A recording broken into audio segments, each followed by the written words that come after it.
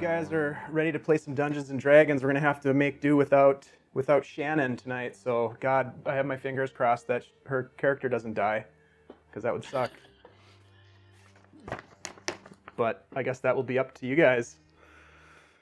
Oh, it seems as though you may have kicked the hornet's nest. Yeah, I was gonna say that's if we survive too. Right. We shall see. We shall see. All right, so let me do a quick recap from last session. Accompanied by their new companion Esmeralda, our heroes escorted the 5 surviving Creskite children, who they'd rescued from the werewolf den, across the snow-covered valley of Barovia. With relative ease, they backtracked their way to her camp and loaded the children into her wagon. Esmeralda revealed that she planned to take the children to a stronghold that she was familiar with on Lake Baratok. The party, led by Corben's oath to relight the beacon of Argynvostholt, would head south to Berez. Once their quests were complete and ready to push on towards Ravenloft, they would meet at Lake Baratok and ready themselves for battle. So saying their goodbyes, the party headed south towards Berez, and Esmeralda and the children went north. Snow gave way to mud as the party traveled south, and the terrain became difficult, posing a challenge to their progress. Wary of the dangers ahead, the party made camp. The cleric Mara spent time studying the strange tome of Strahd that they'd recovered from the werewolf den. She learned of Strahd's power and its connection to something called the Three Fanes.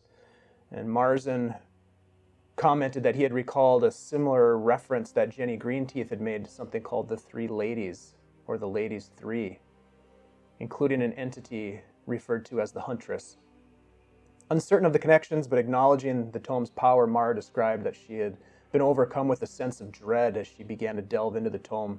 And there was some agreement amongst the party members that the tome posed some level of danger to the group and that maybe it should be kept secret for the time being.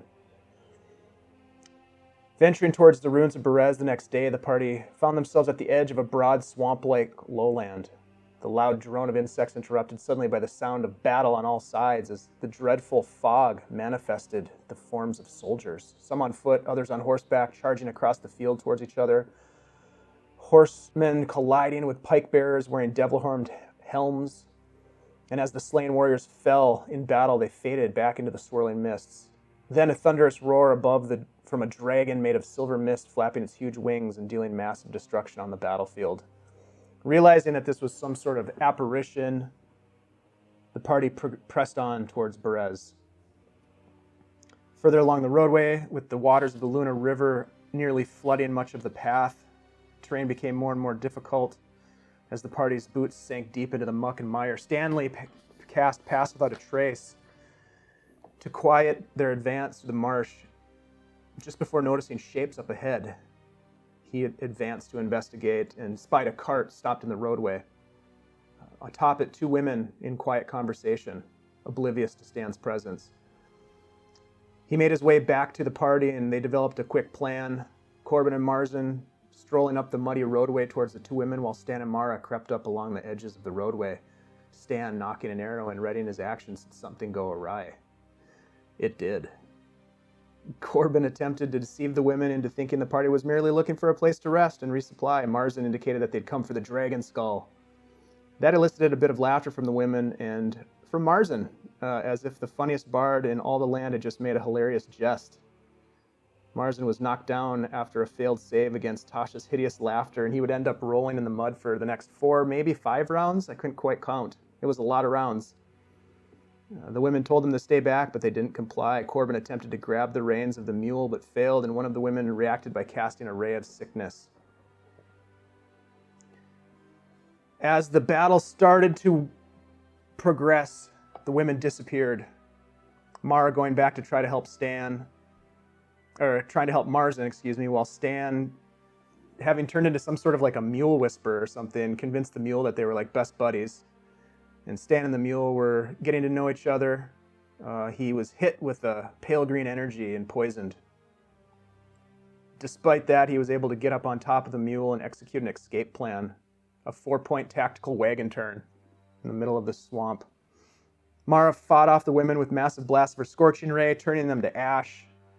Marzen, I believe, cast Toll the Dead and caused one of the women's heads to explode. He also cast greater invisibility and disappeared from view. They found themselves surrounded momentarily as more women arrived on the scene, but they were able to fend them off, killing 5 of these women before the battle ended in the marsh. With the light growing dim, the party is now deciding what to do. And I think at the very end of the last session, there had been some discussion on when and where to cast the tiny hut and the possibility of also casting Speak with the Dead. So we'll pick up there. And for the purposes of Shannon not being here, we'll just kind of say that Mara is still overcome with a little bit of nausea from being hit with that ray of sickness. What would you guys like to do? So it's pretty late in the day, Dave. Yeah, it is late in the day. The sun is starting to fall close to the horizon from what you can tell. Again, it's really hard to tell in Barovia, but you do get the sense that it's growing darker on the landscape. Okay. Well, I don't think we should stay around this area. I think we should probably move at least up the road a bit. Because I'm thinking once this patrol doesn't come home, they're going to come looking for them. I don't know. What do you guys think? Is the cart still available? Should we ride up the road in the cart? Make a little bit of time. Also, the cart's familiar, or if we do come across more of them, they'll recognize, hey, where'd you get that cart? Beat up, are you guys? You all right on hit points? I'm a little banged up. I didn't take too many, but I got a little bit. I'm down a little bit. Right. I think I can heal myself up, though. Mara is pretty injured. Yeah. So you guys want to move off the road a little bit and cast the hut then? I don't know. Do you think we should do it here, or should we find a better place to hide? It's up to you guys. I don't want to go stray off too far though, because we came this way for a reason, you know. So I don't want to backtrack if that's the case. I would say we just go into the. How far from Berez do you think we are? Well, I mean, I think Isn't that where we're headed? we're there. They were I'd say just on let's the just- outskirts when we found them. Yeah, what about just going 30 feet off the edge of the road? Because no matter what, it's going to be. We're in a field, so even if we don't travel too far, We're in a swamp. Yep. So there's nothing to really hide behind, anyways. But the hut will be or they can't see through it anyway, so it's going to be noticeable no matter where we set it up, or unnoticeable. Oh, we could set up the hut. I could cast Pass Without a Trace, go scouting around, see what's in town. Interested to go in there anyway and find some more arrows. Do you think we should hide these bodies? It's not a bad idea. Yeah, and I don't think we should travel alone in Berez, especially with all these witches that are here. Well, yeah, I don't think there's a town to wander around in. I think I'm pretty sure it's runes and witches. Yeah, I don't think there's I mean, I was bullshitting back there. There's no inn. As far as I know, I'm assuming, anyways. All right. Well, I want to definitely pull one of the witches in. That way, I could speak with her while we're in the hut. In the hut. Yep. Yeah, should we see if they got anything of value on them too? While we're making a pile. You guys already did that. Already did that. Didn't find much. Yeah, you guys found spell component pouches and daggers, and then you took the clothing off of the 3 that still had usable clothing, and a couple of them are naked, and the other one, I think 2 of them are naked, and one of them has undergarments on. Yep, I remember you guys just killed a bunch of old or young women and took their clothes. No, I'm just kidding. Sorry, was not trying to slinging spells at us. All right. Well, yeah. Let's Um, not waste any more time. You guys want to do that? Just go off the trail here a little bit. Sure. I'm gonna start. God, I don't know. How could we hide these bodies? Should I just drag them into the woods and cover them with branches or something? I'm in the cart, and if I can get the mule to get them out of here for us. Is the water deep enough around the area where we could kind of just sink one or sink them in? That's like up to my waist over in the. Seems to me it was on the right side of the road. Yeah, the dark area that you went through, Stan, was pretty deep. It was up to your waist. Yeah. That would be this area right in here. All We right. all know that witches don't float either, so it should be fine. All right. So maybe we should drag the ones you don't need to talk to into the water. Maybe weigh them down with a few stones or something. Because I guess what I'm concerned about is somebody coming looking for them and then raising an alarm of some sort if they find them, which they might be able to do magically anyway. But They wouldn't see him right away. right. All right, I'd help you with that. Okay, I'm just gonna work on hiding 4 of the bodies, and Marzen can talk to one of them. So yeah, and just to clarify, there's really no woods or forest at all. I mean, there's a couple of dead trees, but very, very few. It's definitely like a marsh wetland area, muddy, wet. There are wet spots, and then there are completely flooded spots, and that's about it. The road itself is just a mud slick, and then there's that dark, sort of deeper area here where the river has kind of flooded over, coming from up in this area. If you can see that ping at all. Yeah. And then it floods across the road here. And then there are some stones around. It'll take you some time to gather them, if that's what you want to do. Is that what you're going to do, Corben? Gather stones?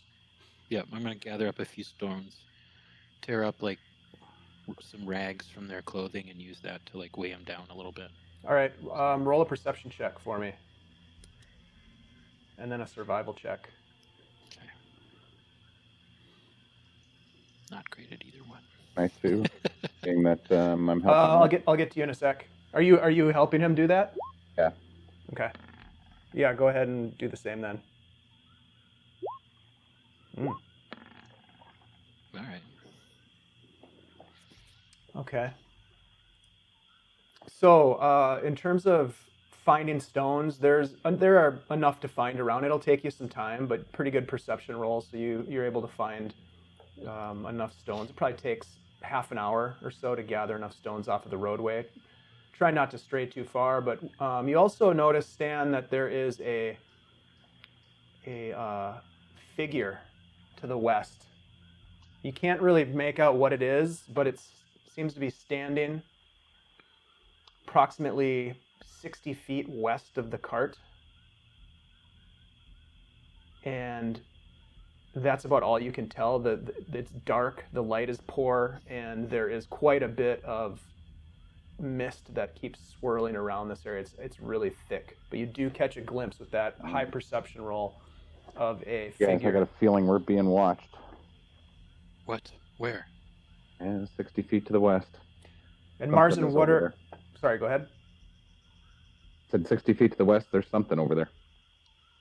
Marzen, what are you doing while they're gathering stones? I guess I have to wait for them to be next to me to cast the hut. So while they're out there, I would actually start talking to the witch then. Okay. So you're going to So I'll cast... Cast Speak with Dead. So you're going to do that first. Okay. Go ahead and pop that into the chat for me. Yep. Mara is just going to ask real quick, does anybody have any healing potions? Why didn't we buy healing potions from Jenny Greenteeth? She had them.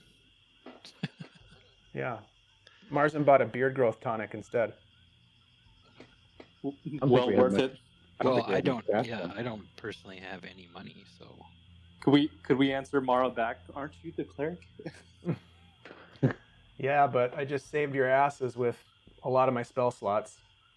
How bad is she down, I guess? You could look help at a her, little bit. roll a medicine check. Okay. I could get her cure wounds. So could I. Yeah, she looks terrible. Here, Okay. here you go, Mara. I guess I would most definitely heal her up too before casting Speak with Dead, just as like, She's hey, we're not out of the woods type of thing yet. Yeah, she's pretty bad. All right, Okay. I'll cast it as a third level Okay. spell. Oh, thank you.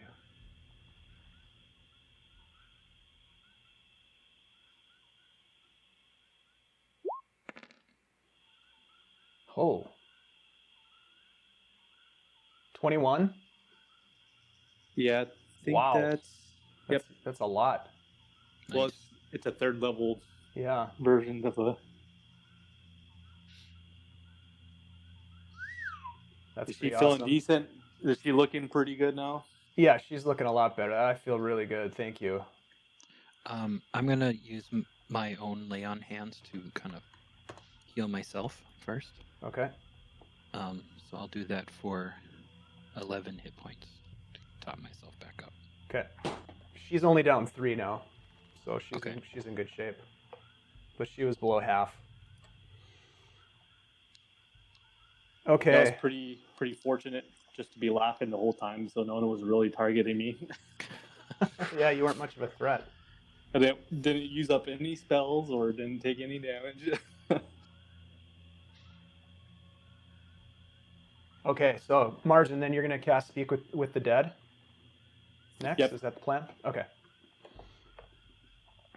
So I'll kind of find an area and bring one of the corpses, one that looks like it has like his head didn't explode. Yeah. While Stan and Corben are out moving the rest of them, and kind of just sit right next to one and kind of cast my spell and wait for it to kind of awaken. Okay. So it takes you an action to cast this? Looks Yep. like? So, one action, and I have to say a few words and burn some incense. Okay. So yeah, you break out your incense and light it up and burn it and do your incantation. And this woman, she's got this, you kind of holding her head in your hands, and she's got this dark stringy hair, almost kind of dreaded. It doesn't look like it's been combed or washed in a long time. But like complexion and age-wise, she seems to be in her mid-20s. Her face is a little dirty, but she's a relatively attractive younger woman, and she is bloodied and beaten from the fight, but her features are intact. So she definitely is able to communicate with you. And as you finish speaking your words of power, her eyes just open and stare right at you. She takes a deep breath. We are looking for the skull of Argenvolst, or Argenvolst. Do you know where its location is? Of course I know where its location is, you fool. Now, don't ask her if she knows. Ask her to tell us where it is. You're off getting stones. Sorry. Yep. I'll be quiet. So second question would be, where is the location then? You'll have to speak with Baba. Where is Baba located? You'll find her hut in Berez. You're on the right path.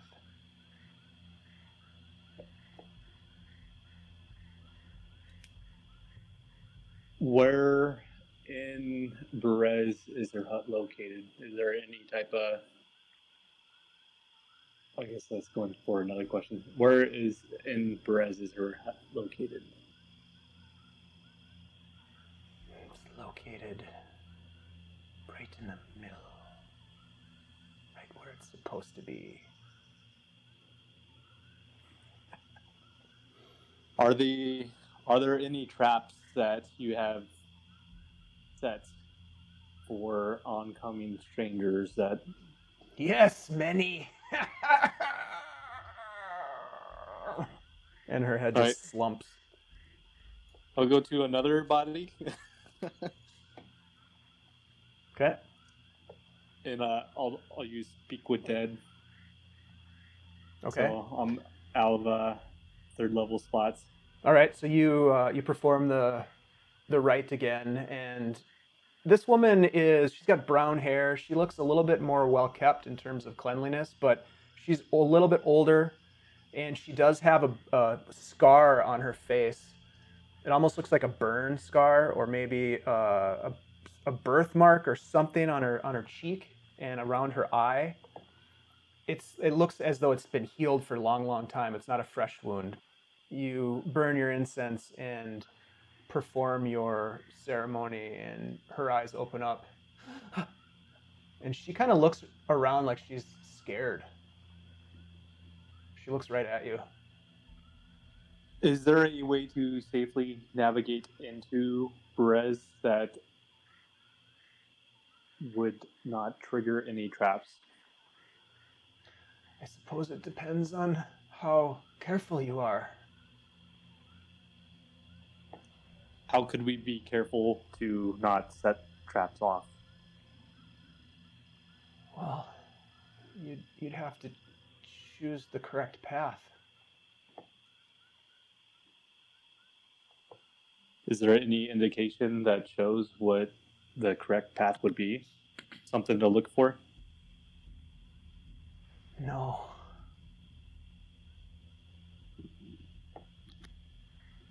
Do you know if Baba has any weaknesses? Yes, I do. My last question would be, what are they? The baby. And then her eyes close. Sorry, what was that last part? I couldn't hear what you said. The baby. The baby. The baby? Alright. I wanted to ask her what she was scared of too, but I'm all out of it. That's all I'll do. In the meantime, I'm gonna be using casting the hut as a ritual. So I'll be taking a few minutes, so kind of doing what I need to do to start casting the hut, then kind of doing it slow enough where Corben, Mara, and Stan could make their way back to me in the final moments before casting the full thing. Okay, that sounds good. So it takes a little bit of time for them to gather the stones and weigh down these corpses. So there's 5 corpses. Are you going to try to hide all 5 of them? Yeah, I think so. Okay. Yeah. So you have to wait until Marzen obviously is done doing his Right. Speak with Dead rituals. But yeah, eventually, you're able to get those bodies somewhat hidden. I mean, if someone came in and looked, they'd probably see some forms in the water and in the mud, but it's pretty good. Okay. And Stan's Around having you, a hard this time with this. He isn't enjoying himself and really doesn't like waking him up and having Marzen talk to him and then sink him, and it's and he spotted the guy that was watching, and Stan's getting a little fidgety. Could you tell if it was like a male or a female form? I think I could tell that it was a male form. It seemed like a human. Right over there to the west. Dave, if I look, can I see anybody still there? roll a new perception check. Okay. Now that you're looking specifically. Yep. You definitely see it. Nice roll. Yeah, there is a figure to the west by about 60 feet. It's hard to make out. It does look like sort of a larger figure, humanoid, but larger than these women. You could potentially make some assumptions there. You also notice with that roll that there's some sort of a structure beyond that form or that figure. You can't make out what it is because of the fog, but with that roll, you do see an additional clue of this structure behind this form. Mara comes over to you, Stan, and she kind of puts her arm on you and just says, "Just don't watch what he's doing. I know it's not natural, but we need the information to be safe." Yeah, it's pretty creepy. It is. I don't agree with it, but it's something Based on that the- he can do. Sorry. So we need to let him do what he can to get information. Dave, based on my roll, can I tell if it's a male or a female? I gave you Figure. what I gave you, and you just kind of have to Okay. make assumptions with that. What do you think of that guy up there? Should we Yeah, there's talk to definitely him? somebody still over there. It's a long ways away. Well, are you guys wanting to do a counter? Because I'm ready to finish casting this hut. Yeah, I know it's not exactly the ideal time, but there's So- somebody over there. Well, Unless What it's are we- another phantom, another ghost. What are we going to do with this horse or this mule? What are we going to do with this mule? Yeah. well, it can't fit in the hut, so it'll have to stand by. Is there a nearby tree or something we can tie it to? And there's a tree Yep. right to the east. Right over here, there is. I bet I could get it over there and tie it up. It's either that, unless you want to hold a rope, because we could cast if the object's within the sphere, it could pass back and forth. So even though the horse can't come in, we could still cast it with a rope inside. Then Yeah, tie I just assumed tie it to the tree. Then, do we want it outside the hut though? Yeah, I don't We- know. We don't want the rope to Marzen, magically stop. Where were you going to put the hut? I feel Right like where Yeah. right where I'm standing, I guess. It was off the side. Right. Just right where we killed everybody. Just No, it was. We originally talked when we were like right here, off the road. Oh wait. Okay, I see it now. Yeah, Okay, so up on the other side of this little. yeah. Unless Dave, is this the rocks that's there? Is that actually? Is there some type of stone, like a little bit, that's even? That's over where we're seeing Roll a the perception person. check. You may not know that that's there. Right. Because I would more ideally look for like a dip in terrain or something that could hide our sphere even more as we can, trying to find perception in it. So. Yep, you definitely see that there's Nice. not only is there a figure out in this general area, but beyond it there is a structure. Is this where you guys saw the person? And then Yeah.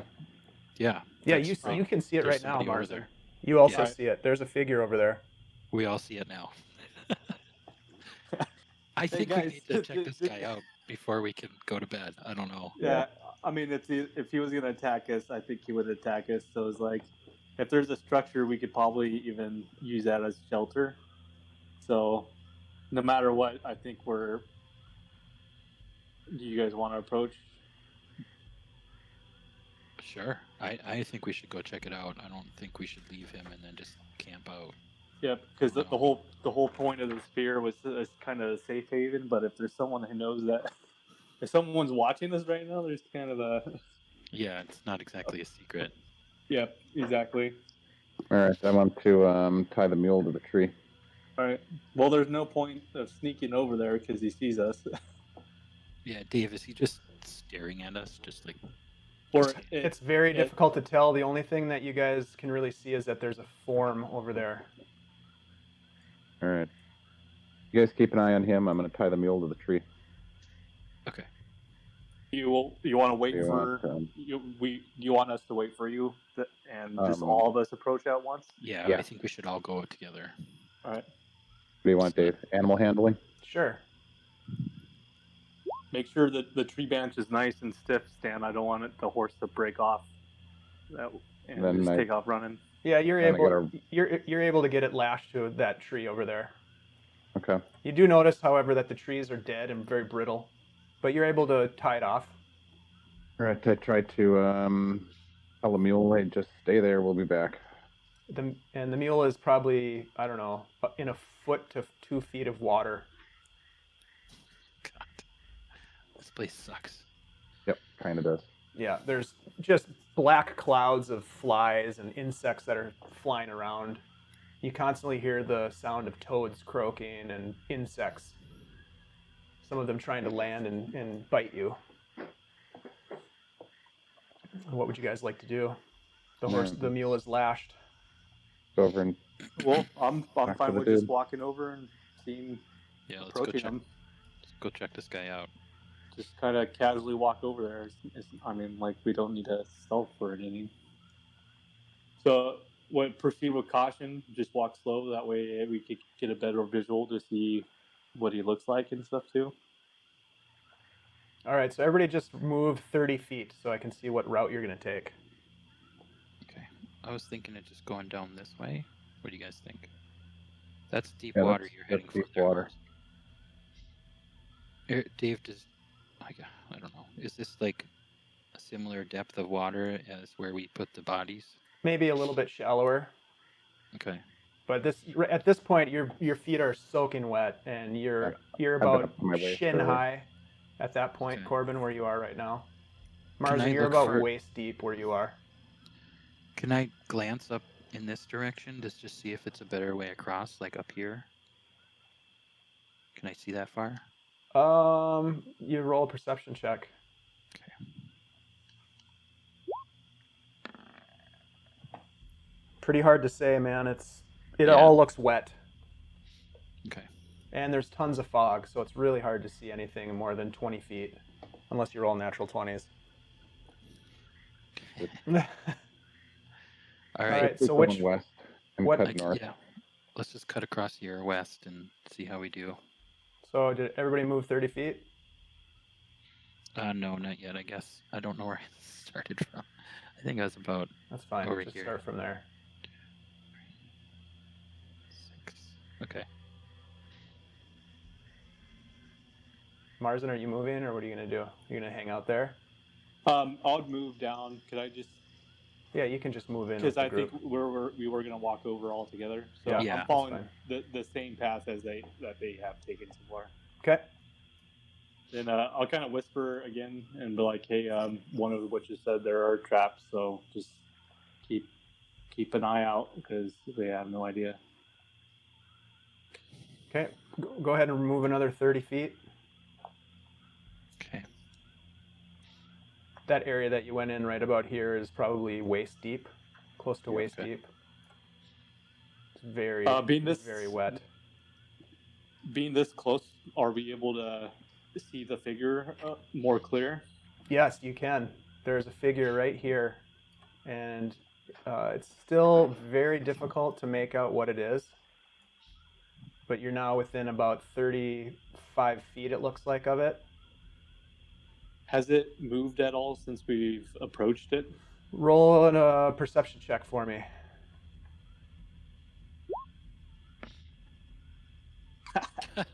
You're having trouble keeping focus on it because you're spending so much time watching where you're putting your feet. Did you guys see it move at all? I mean, is it an illusion? Do you think? Could it be? Yeah. I can't. don't I know. can't tell if it moved or not. Or if it's even alive. I don't know. Can we try getting a little closer? Yeah, go ahead and move up to 30 feet, however far you want to move up to 30.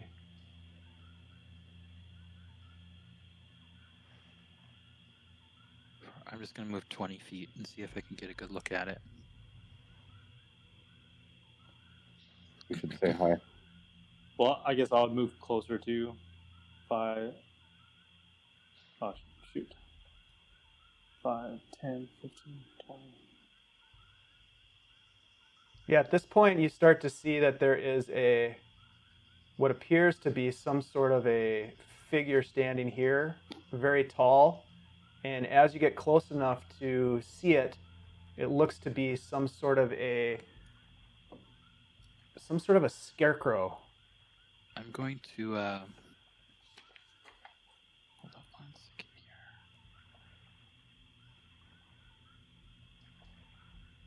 Could I investigate the structure that's around? Yeah, absolutely. Or look at that closer, not like approaching it, but just could we make out what it looks like more? From this distance, you can start to see that it looks to be the foundations of some old structure, perhaps a farmhouse, some sort of a building. How high broken are the walls. The walls are probably about 2 feet at the highest. So it's literally like the foundation of a house with the rest of the house missing. There are some swamp plants and vines growing on it, and it has almost all but been reclaimed by the swamp. I don't know about you guys, but this kind of looks like a best place of any out here to toss up the hut and have some additional shelter behind, you know? Dave, I'm going to use my divine sense to see if it registers as some kind of evil entity. Okay. So is this scarecrow thing some kind of celestial fiend or undead? It is not a celestial fiend or undead. Okay. What do you guys think about me making a trip around the perimeter, seeing if I can find anything for us to eat while we're in the hut? You should poke the scarecrow with an arrow. Yeah. Dave, as part of that, I can detect whether a place or object has been desecrated, as with the hallow spell. And what's the range? 60 feet. Yeah, this whole area, everywhere within 60 feet has been desecrated, as far as you can tell. You just get this sickly, overwhelming feeling that this is evil land. Okay. It almost overwhelms you because of just the sheer power of the evil. I want to put an arrow in the scarecrow, but before I do, I'm going to say, hey there, scarecrow. Anything going on in there? Otherwise, I'm going to shoot you. Let me know. It's your last chance to say something. Okay. Yeah, go ahead and roll an attack.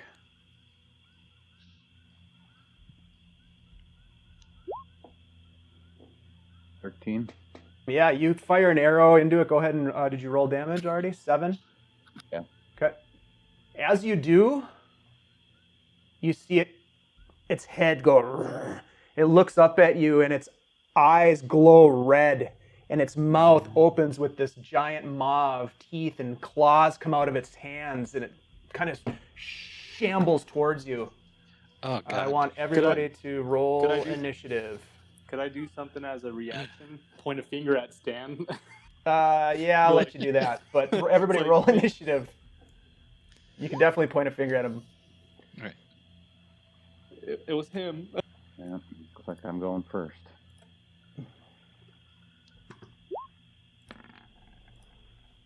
Oof. Let's see here. I want to get rid of this thing.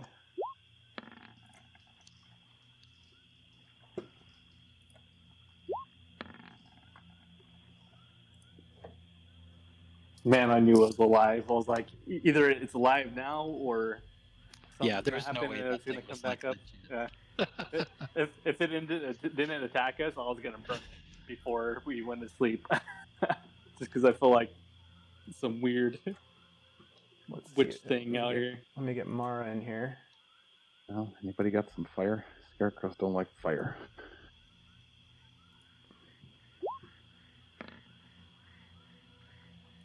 Sorry, guys. Seemed like a good idea at the time. All right. Well, it was bound to happen. If not now, probably when we were sleeping. Okay, so Stan, you watch as your arrow sinks into its chest area. It's essentially this ragged-looking creature, and it appears to be stuffed with what look like raven feathers. And it starts moving towards you, but before it does, you get a chance to attack again if you want. It's your turn. And the arrow stopped. It seemed like it stuck in there, just didn't zing through. Correct. Okay. Well, I suppose I should probably shoot it again. Yes. Do I have time to cast Hunter's Mark and then shoot it, or do I only get one? Yep. You can use your okay. bonus action as normal. So let's do that. Let's cast Hunter's Mark.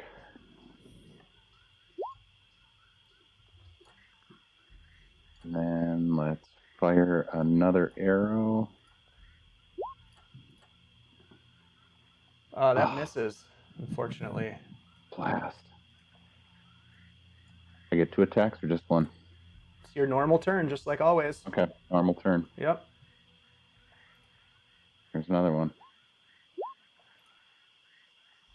That one hits.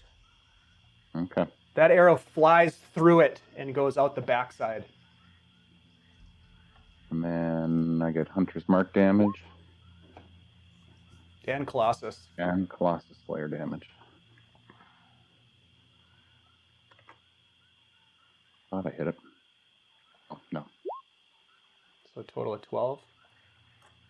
Okay. All right, anything else? Do you want to move or anything? Yeah, I'd kind of like to move to the side.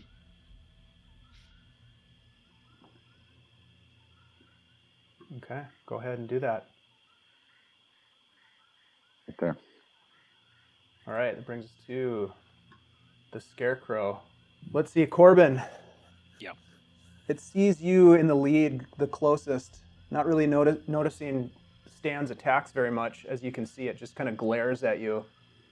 I need you to make a wisdom saving throw, please. Oh, God. Come on. Oof. Okay, so you fail. It is called the Terrifying Glare. Because you failed, you are now magically frightened until the end of the Scarecrow's next turn.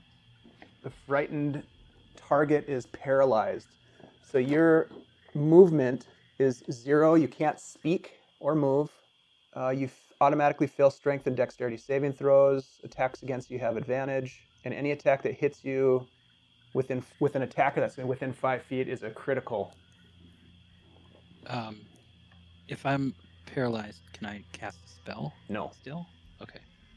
Because you can't speak and you can't move. Right. Let's see, that is its turn. It is going to move. It's going to come right at you. Marzen. I'm going to try something different. Traveling with Stan for a while now, I'm assuming I would know that his tips are metal or not for his arrows. Yeah, they're all metal. All right. I haven't been shooting the silvered, but they're just regular arrowheads. I'm going to start casting a spell called Heat Metal, and I'm going to start. So you see me basically turn towards Stan and tell him, "Let loose the next one." It's like, it's all right. I'm doing this. Then cast Heat Metal. So I'm going to start glowing the tip of his arrow red hot. He does have the being does have 2 arrows sticking out of him that you can probably see. He has he has one arrow sticking out of him. The other one went through. So, Marzen, are you going to like use a reaction to do it, or you're going to heat it up before it's even knocked? I'll do. Are you talking about the one that's in his body right now? Yeah, I'm going to do a hold action, and as soon as Stan knocks an arrow, I will do that as soon as it's knocked. Unless, I'm assuming if there are arrowheads in I don't see the metal, do I, on the Scarecrow? No, you wouldn't see the metal on the tip of the arrow. I didn't think so. Okay, so you're going to use a ready action? Yep. Okay, so you're ready in an action to cast Heat Metal. Heat Metal. Yep. Before Stan fires the next shot. Yep. Got it. Okay. Anything else? That will be it. All right, Corben. All right. Is there any way I can attempt to like get out of this condition I'm in? You are fully incapacitated, so I'm you can't take frightened. any reactions. So you don't have a turn, unfortunately. Okay. Mara is going to move back this way, and then she is going to cast Sacred Flame. Yes. That's probably what she'd do.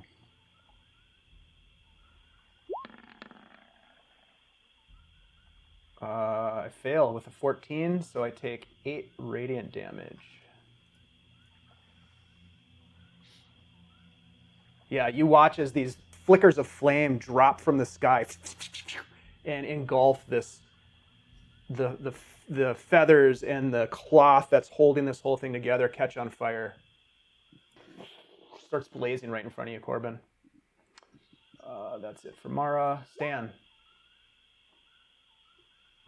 Gonna move up and get a clear shot. Come on, Stan, move for me, please. 3, 4, 5. It's a clear shot there, isn't it, Dave? Yeah. Mm-hmm. Absolutely. All right. Arrow is knocked. Okay. Ready to fire. Marzen, your spell goes off, heating the tip of his arrow. Yep. So let's see if he hits. 19 ought to hit. Yep, that hits. Roll Hunter's Mark, Colossus, and then Marzen, go ahead and roll 2d8 fire. Nice. Damn. That's better. As you draw back the bowstring, you can see that the arrowhead starts to glow red hot.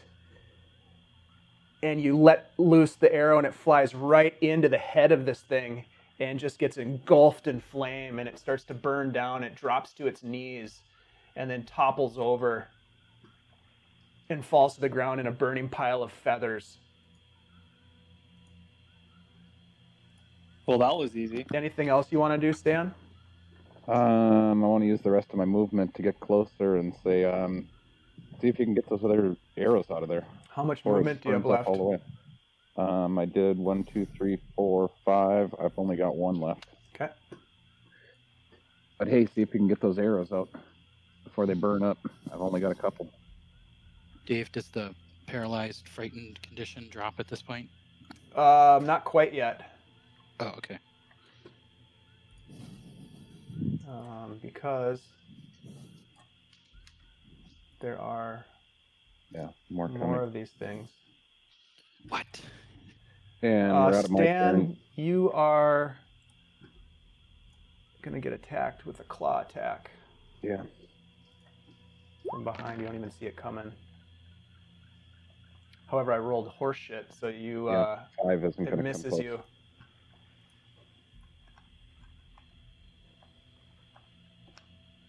I do a reaction.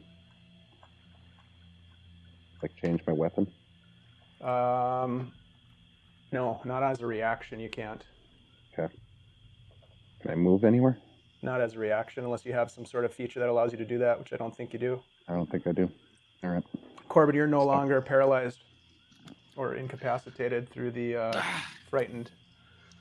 Marzen, you see a couple additional scarecrows emerge from the mists, running rapidly towards you. Actually, these guys would have used their dash action.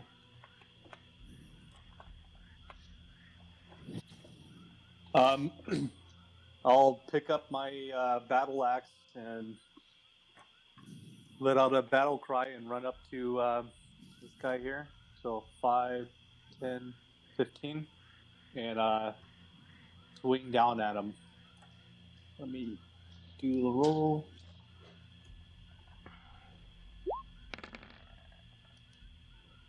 $14 to hit. Yep, that'll hit. All right.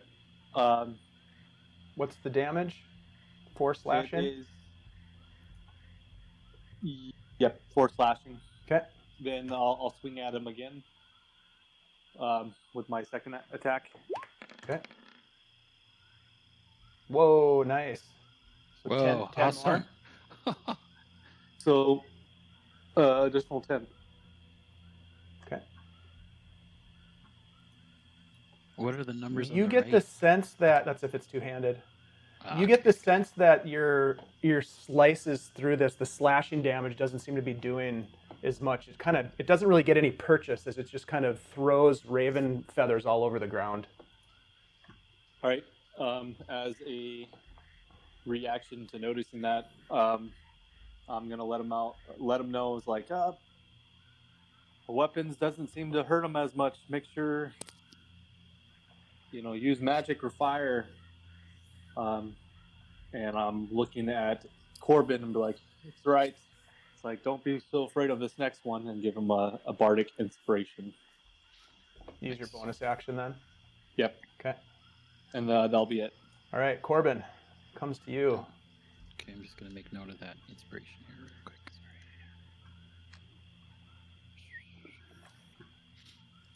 Sorry. Now, Marzen, remind me, I can use your inspiration on damage and ability, and it's like everything, right? Pretty much everything. Yep. Attack Post or it for you. damage.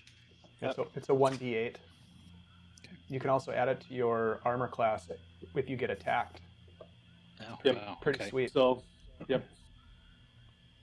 Okay, I'm going to run up to this one and start hitting it with my sword. Okay.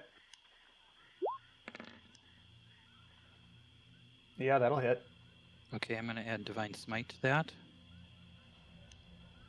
Just first level.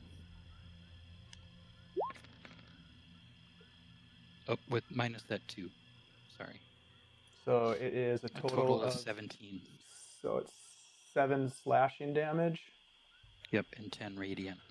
Yeah, you get the sense that the radiant damage does a lot, but the actual damage from the sword blade doesn't seem to be doing as much damage as you'd hoped. Right. Okay, I'm going to use my extra attack to attack again. Okay. Yeah, that'll hit. 7 more. And I'll expend one more Divine Smite. Okay.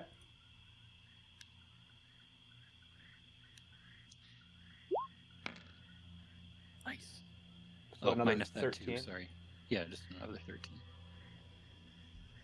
I keep forgetting to turn off that dueling style for the second roll. Okay, that's all I got right now. Okay. Mara is going to throw out another Sacred Flame at the guy coming up behind Stan over here. Thank you. So it's going to be a dex save. Yeah, he succeeds with the dex save. Mm-hmm. So it has no effect. All right. She's going to stay put. Brings us to Stan. All right, I'm going to cast Ensnaring Strike at first level. And then I'm going to shoot at this near one with the bow. But because he's so close, I think I'll have disadvantage, correct? Yes. 12 hits. Oh, good. Yeah. Oh, nice. So then, So from the point of the wounds, he gets thorny vines appear at the point of impact. Target must succeed on a strength save or be restrained from magical vines. And what is the strength save? what's your spells DC on your character sheet on the spells page at the very top? 13. Okay. So he has to make a strength save versus 13. It's just a scarecrow. While restrained so at the start of its turn, it will take damage, and it will have to. Okay, great. I'm gonna give him a little icon. We'll just do a web. Okay. Anything else, Stan? Damage that the arrow missed, but I still get the spell. So then I'll shoot him one more time. That's the last of my arrows. Oof. Yeah. Last one. That'll hit. And can I move Hunter's Mark over to him? Nope, because you've already used your bonus action to cast Incinerating right. Strike. All right, but I can have Colossus Slayer on him. Because he didn't have any, no, he didn't take any damage. he didn't take any damage. Nope, he didn't. No. No, yes, he did. He did take damage. Yeah, the damage that I just inflicted. So yeah, go ahead. Yeah. No, the damage that you inflicted on your first shot. Can you pop, Stan, can you pop Hunter's Mark in the chat for me?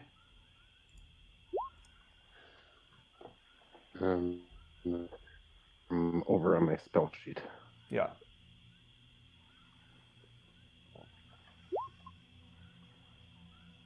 Weird. No, just the description if you can. Yeah. That's right. I'll look it up.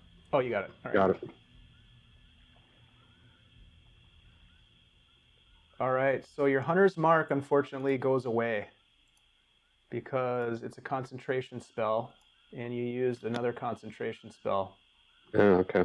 So you no longer have Hunter's Mark available. Okay. Okay, so we'll start with this guy that's right behind you. He needs to take a D6 piercing. Go ahead and roll, Stan, a D6 for me. And he is going to try to break free. 1, okay. 1. He's going to try to break free here.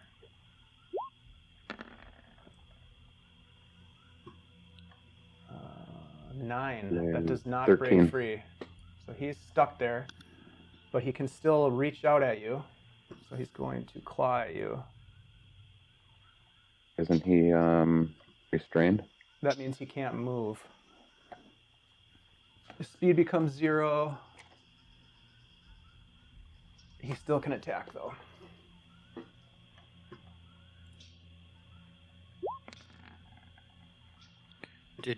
Did it cost an action to do that strength check, though? No. Oh, okay. That would be part of his movement. But he misses with a 9. Okay. Let's see. The one in front of Corben is going to claw as well. 18. I believe that misses. Oh, no, it ties. So 11 slashing. Okay. And I need you to make a wisdom save. Nice. Yes, you fight back the fear. All right, Marzen, you are about to get claw attack coming your way as well from this third one. 14. I bet that misses. Yeah, that misses. Okay. Wisdom save or Nope, only if it hits. right. Brings us to Marzen. I am going to whisper something, and my battle axe will start producing a green flame blade. So I'll use my cantrip, and I'll take a swing at it. Pull this up. So battle axe attack. Okay. Nice. 22 hits for 9 slashing. Then green flame blade. A D8, right? Yep. So with 7 fire damage to it. Okay. And 7 fire. Nice. Yeah, it starts on fire, and the dried feathers and these cloaks and fabrics that have been wound around its body structure start to burn, and it gives off this really black kind of putrid smoke as it burns. You have 2 burning scarecrows in front of you now, actually. All right. Anything else, Marzen? I'll give some inspired words to Stan and let him know not to be afraid of these, and give him a bardic inspiration. Nice. All right, that brings us to Corben. Thank you. All right, I'm going to keep attacking this one in front of me. Okay. Oh yeah, that'll hit. For 8, okay. And then I'll attack again.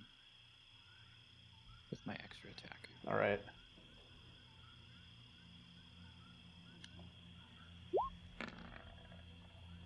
Oof. Yeah. You cut it down and it falls to the ground, still burning. Then for my movement, I'll just come up. I'll charge over its corpse. And just... wait, sorry, let me figure that out. That's 20. That's Alright, 30. I'll stay right here. Okay. Yep. All right. Mara's going to move up a little bit too. And she is going to cast Sacred Flame. Dex save. Does not succeed, so 6 radiant damage. Thing is taking a beating. It's on fire and taking some more damage. That brings us to Stan. Take myself off mute. I'm all out of regular arrows. So I'm gonna shoot it with shoot the one that's right next to me with a silvered arrow. Okay. And that should have disadvantage on it because he's still so close. An it does. 11 still hits. All right. For And 10. then Colossus Slayer on that one. Yep. Another 4. Okay. It's just kind of writhing in this thing of vines. Still caught in these vines, but swinging its claws at you. Anything else, Dan? Yeah, I'll shoot it again. Also with silvered. Oh, yeah. That also will hit. And I only get to use Colossus Slayer once. So... Once per round, yeah. Yep. Okay.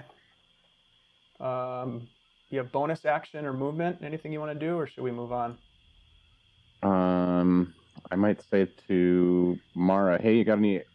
Can you salvage any arrows out of the one that's burning in front of you? The dead one in front of you? If you can grab anything out of there. Then...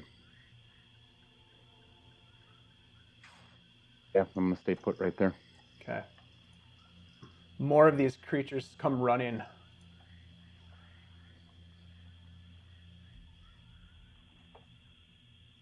This one runs up, and Mara looks over at it, and it's going to try to do the terrifying glare at her. So she is going to make a wisdom save. Let's see. How close is she to me? She is 15 feet away. Pretty good at wisdom saves. Yep. She's got it. She does just fine on that one. Okay. Let's see. This one comes up here and gets on the other side of you, Corben. Is going to attack with claws. Let's see. Okay. With advantage. Missing. Yeah, missed. This one here is also going to try to attack you with advantage. Corben, Is it? Okay. the guy on the other side of you, also missing. Stan, the one next to you right here, is going to reach out and try to get you with the claw. Not with advantage, though. Just normal roll. Oof, 22. Oh, yeah, that's going to hit. So he takes 7 slashing damage. I need you to make a wisdom save.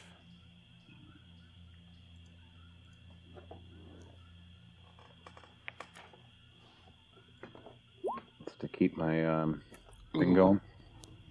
Yeah, you fail on the frightened category, so you're now frightened. And then I need you to also roll a Constitution saving throw.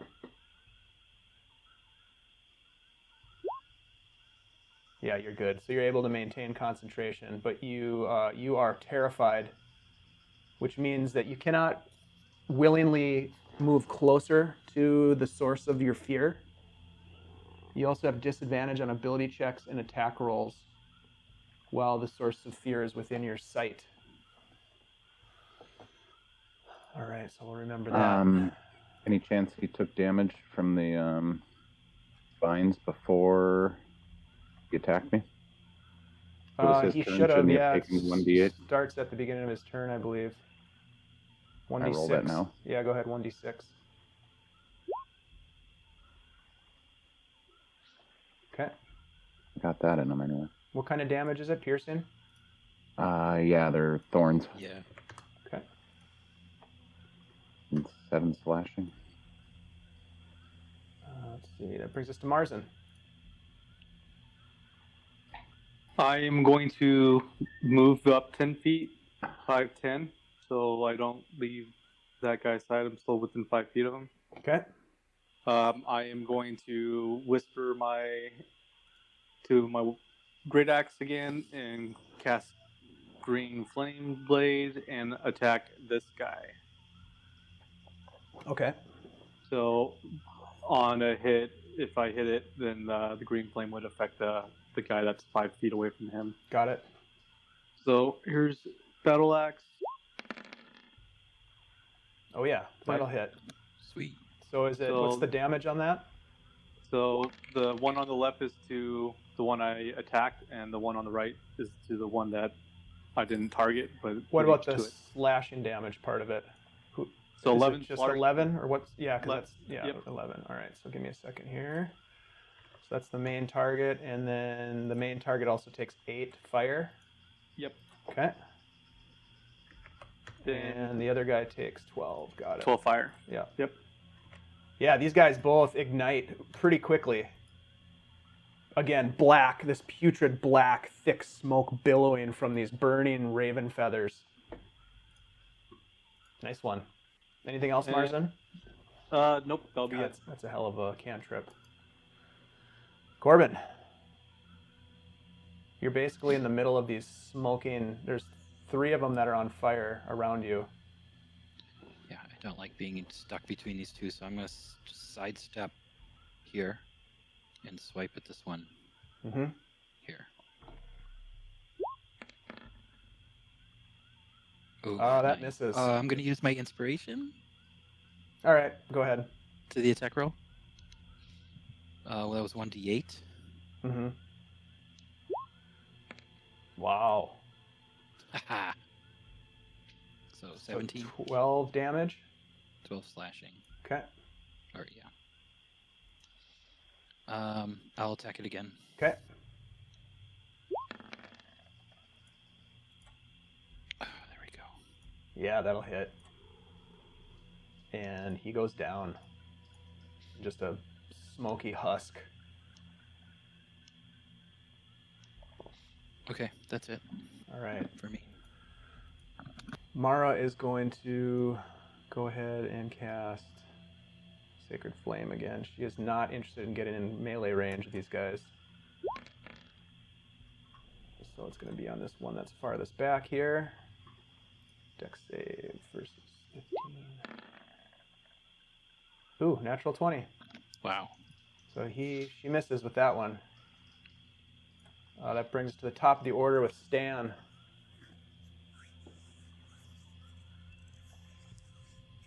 I'm going to attack that one that's right in front of me.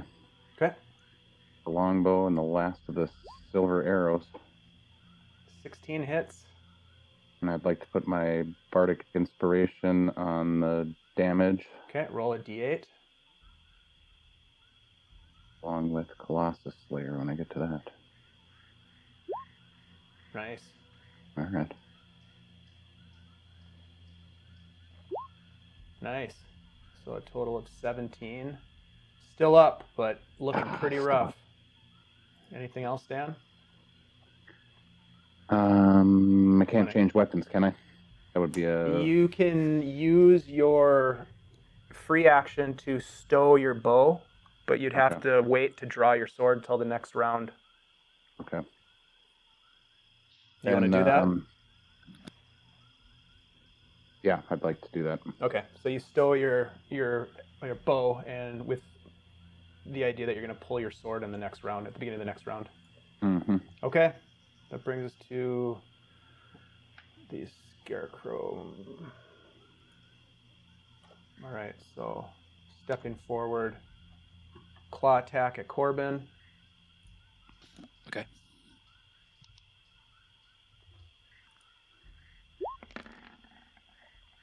Six. That's gonna miss. Miss. This one's gonna move over towards Marzen.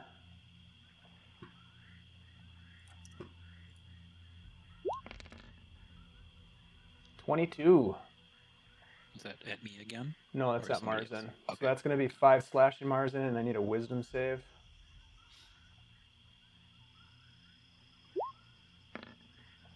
+5 because he's within 10 feet of me.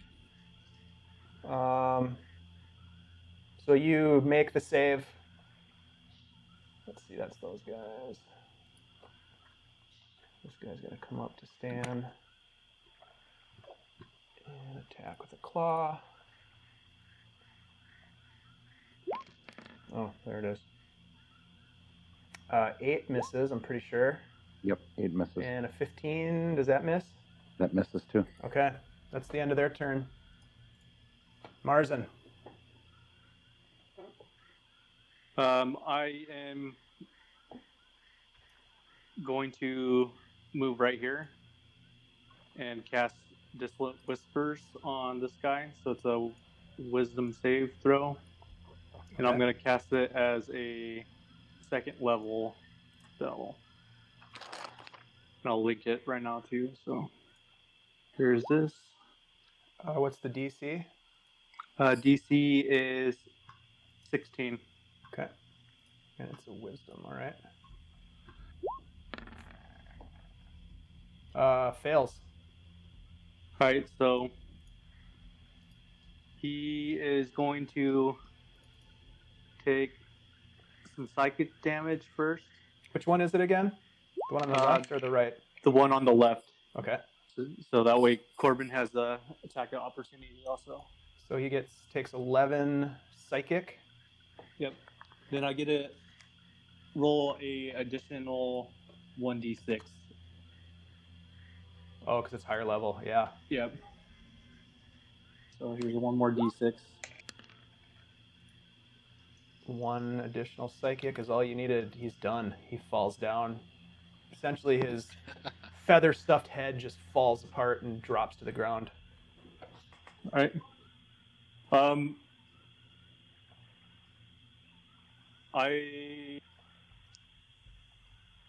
gonna inspire Stan, or nope, that's gonna be it. I end my turn. Just an interesting point of order. It seems like it's the way it's written is that they're not immune or to psychic damage, but it seems like that would be something that would happen with these kind of creatures. Anyways. Yeah, like they don't have a yeah, mind or right. There's really not yeah. much of a mind for them to be able to. Anyways, that's the way they're written. Corben, to you, sir. All right. I see Stan down here in trouble, so I'm going to go help him. And I'm going to attack the one that's not restrained. Okay. I don't think the other one is restrained anymore either. Oh, really? I think he broke loose. Can I tell? I don't know. No, he's still restrained. You made your concentration save. Okay. Oh, that's right. Okay. Yep. I just got frightened. Right. Yeah, that definitely hits. Okay, and 9 slashing. Yeah. Okay. Extra attack. Wow. Heck yeah. Another 7. And let's see. I will. I'm gonna throw in a divine smite on that last attack. All right. How many of those do you have left? Just. Well, it depends what spell level I use. I'm just using first level, so I only have 1 left at this point. Hmm. Oh, minus that 2. Just a 13. 13. Wow. Okay. Nice. Yeah, you blast it with radiant energy, even though your sword swings don't seem to be doing a lot of damage, or at least what you would hope. The divine smite damage rocks this thing's world. Anything else, Corben? No, that's it. All right. Let's see. Mara's going to continue with her Sacred Flame routine.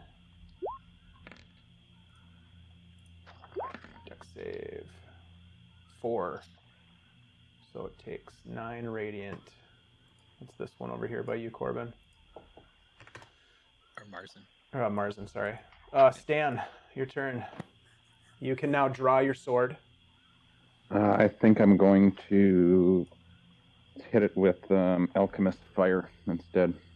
I have that in my inventory. Okay.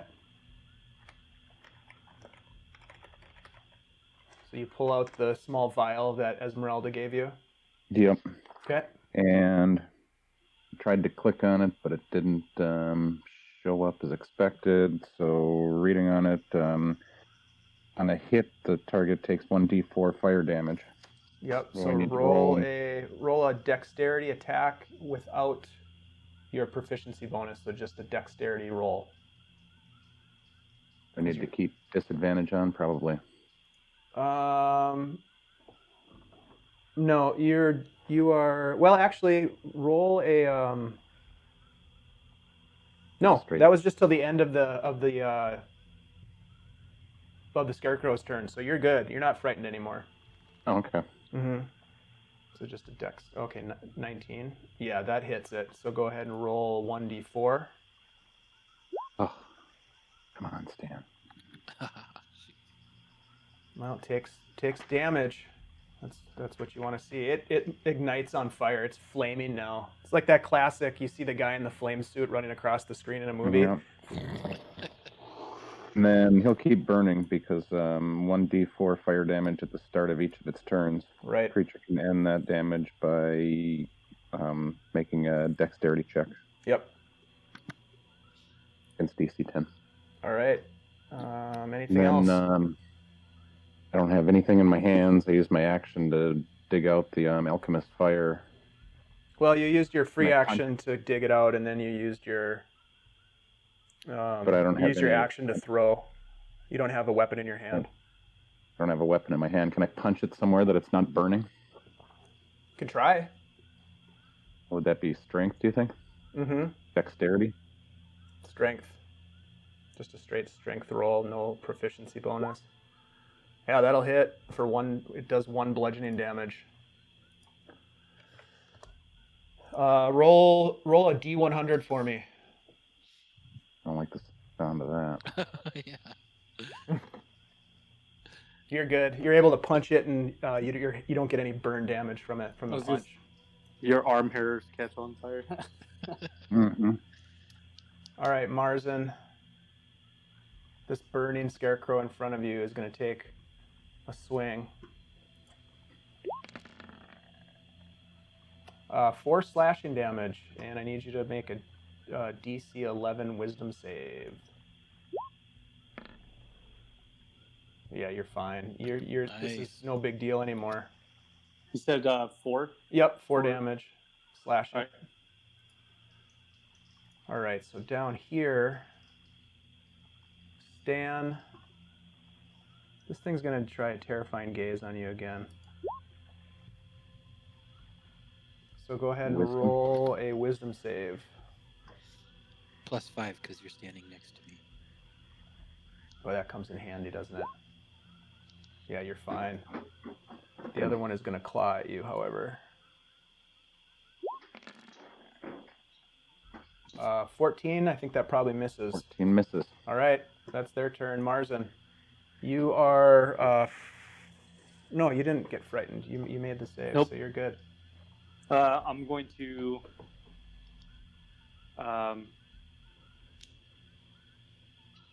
attack this guy with a battle axe and green flame.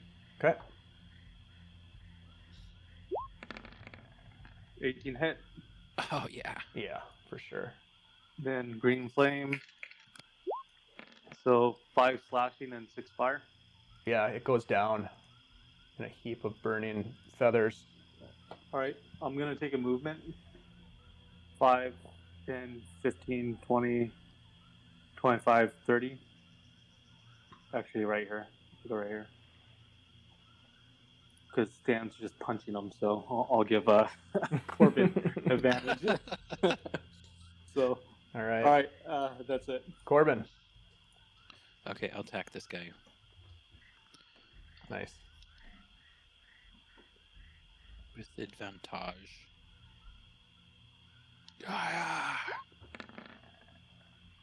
Yeah. That'll hit.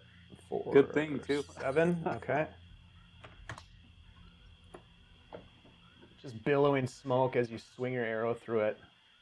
Again. Or, excuse me, swing your sword. Yep. Ooh. Yep, that one hits too. Oh, phew. For another 10. Yeah. Okay. Still hanging on for some reason. Or somehow. Yeah. It's resistant to Yeah. my slashing. Mm-hmm. Running out of them slots. Anything else? No, I'm just gonna hold here. Okay. Mara is going to move closer. You guys need a little help or something? And then she's going to go ahead and do another Sacred Flame. Kill it with fire. It saves. No!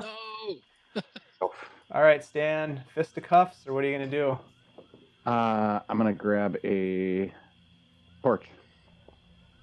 Okay, so you're going to reach in What your torch? pack and pull out a torch. And then I'm going to hit it in a place where it's all flaming. Okay. And try to make it like a spot that would really hurt. Like hit it right in the chest or hit it right in the head or find somewhere where it's on fire. Okay, yeah, And go do ahead. like a stabbing motion. Roll just a straight strength attack. No proficiency bonus. Don't you have a sword? You missed. I try it again. Okay. That one hits. Hey! All right, and then That'll just do 1 damage. to use Colossus Slayer on him. I'm gonna say no because you're hitting them with the torch. Okay. Anything else you want to do? Threaten the other one just a little bit with my torch. All right. Is the other one on fire? Wait, does that guy have to, because of the alchemist fire, doesn't he have to take fire damage? Yeah, at the beginning of his next On your turn. though. Oh, on his turn. Yep. Okay. Anything else, Stan? You want to play with a little fire scarecrow? That's it. Okay. So he will take. Go ahead and roll D4 fire damage for me, Stan. Yep. On this guy. Okay. Come on, Stan, roll well. Ah, it's 2 in a row. It is 2 in a row. It's crazy. Yeah, it's with the After you ones. bonk him with the unlit torch, he's just gonna swing back at you with his claw. And misses with a natural 1, right back at you. Yeah, right And back. then the other Those are one uncomfortable. is going to attack Corben. 18, I think, Ooh, misses. 18 hits. Oh, does it? All right, so Ties. It six, ties. 6 slashing. And I need you to make a wisdom save. Okay.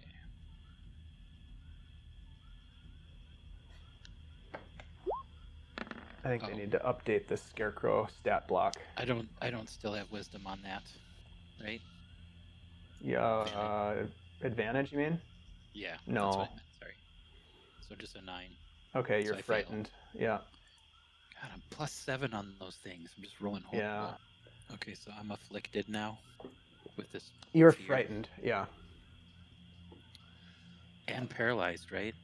No, that's a different. Oh, that's a that's different different. thing. Yep, Okay. that's a different ability. So you're just frightened, which means you can't move towards it willingly, Right. and you have disadvantage on ability checks and attack rolls until the end of your next turn.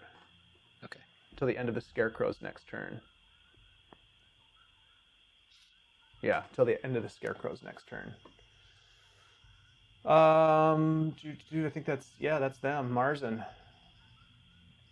Come to Green you. Flame and Battle Axe to the one with Corben. Yep. So I have advantage on it. Okay. Let me put advantage on Battle Axe. Oh yeah. Nice. So that is 4 slashing to the target, and go ahead and roll the flame blade damage. Yeah. That first one goes down, and the second one goes down.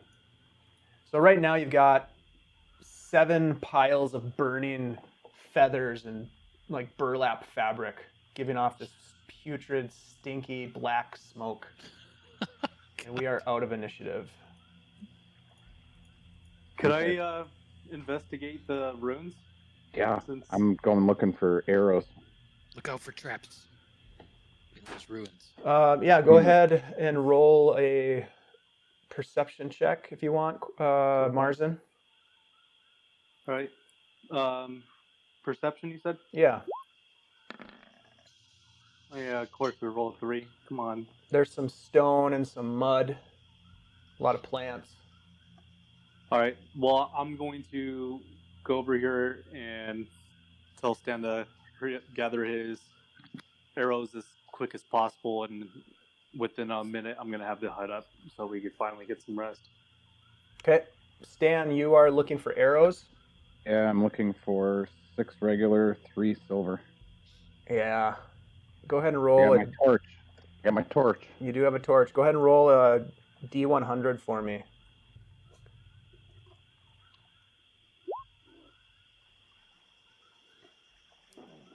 Roll a D4. And then all of those silvered are right in front of me. I was looking at them the whole time, so I got a pretty good idea of where they were in that critter. You are able to recover 2 marginally usable arrows. Neither of them have silver tips on them. How many? 2? 2. The rest of them are burned up. Along with the silver tipped arrows are burned up as well. Including all these other ones that you finished on. Total of 2 arrows are recovered total. Need to get some arrows. Get a sling. Sling is a missile attack too. That's true. Good God, you guys, Mara says. We need to rest. This is getting ridiculous. No more investigating stuff. Alright, I'm gonna... are any of these still, like, huge fires? No, they're kind of smoldering, but they're giving off smoke. I go investigate. They got arrows in those things too. That's with all of them? Nope, that's total. You were able to recover a total of 2 of your arrows. I'd like to... Oh, sorry. Go ahead. That's it. Oh, I was just going to say, could I grab the 2 worst, or whatever ones are smoking the worst, and throw them in this water? Yeah, absolutely. Right. You can put a couple in here. They just kind of go out, and you can just see the debris, all these black raven feathers floating on the water. Is there anything to them other than raven feathers and burlap? Nope. Maybe some sticks. You maybe find, well, it's hard to say now because they're so burned up, but there's nothing of value. Yeah, there's not a lot of things of value around here, it seems. I'm gonna go check out the ruins of this structure with these other 2. And Stan's weight bond. Should we set up our shelter in here then? Yeah, I'm trying to. You guys are out there still? Dave, is there an obvious main entrance into this ruins? Walls uniform all the way around? No, there's quite a bit of rubble. The walls are broken in a lot of places. As I mentioned before, it seems to be as though the marsh is trying to essentially swallow this old structure back into the earth.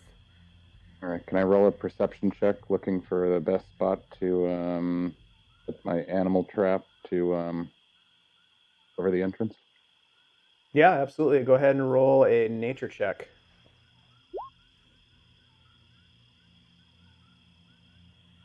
Yeah, there's some decent there's an opening right here. That would be a reasonable spot. There's an opening right here. That would be a good spot as well. It's hard to see any sort of like game trails or anything. So if you're thinking like trapping to catch game, it's really hard because it's so wet. I mean, there's standing water literally everywhere. All right, I'll set it right here. Okay. And then make my way in. All right. Dave, I'd just like to take a good look around, kind of like just see if I can see any other things around us, any other figures in the mist. Okay. Go ahead and roll a perception check.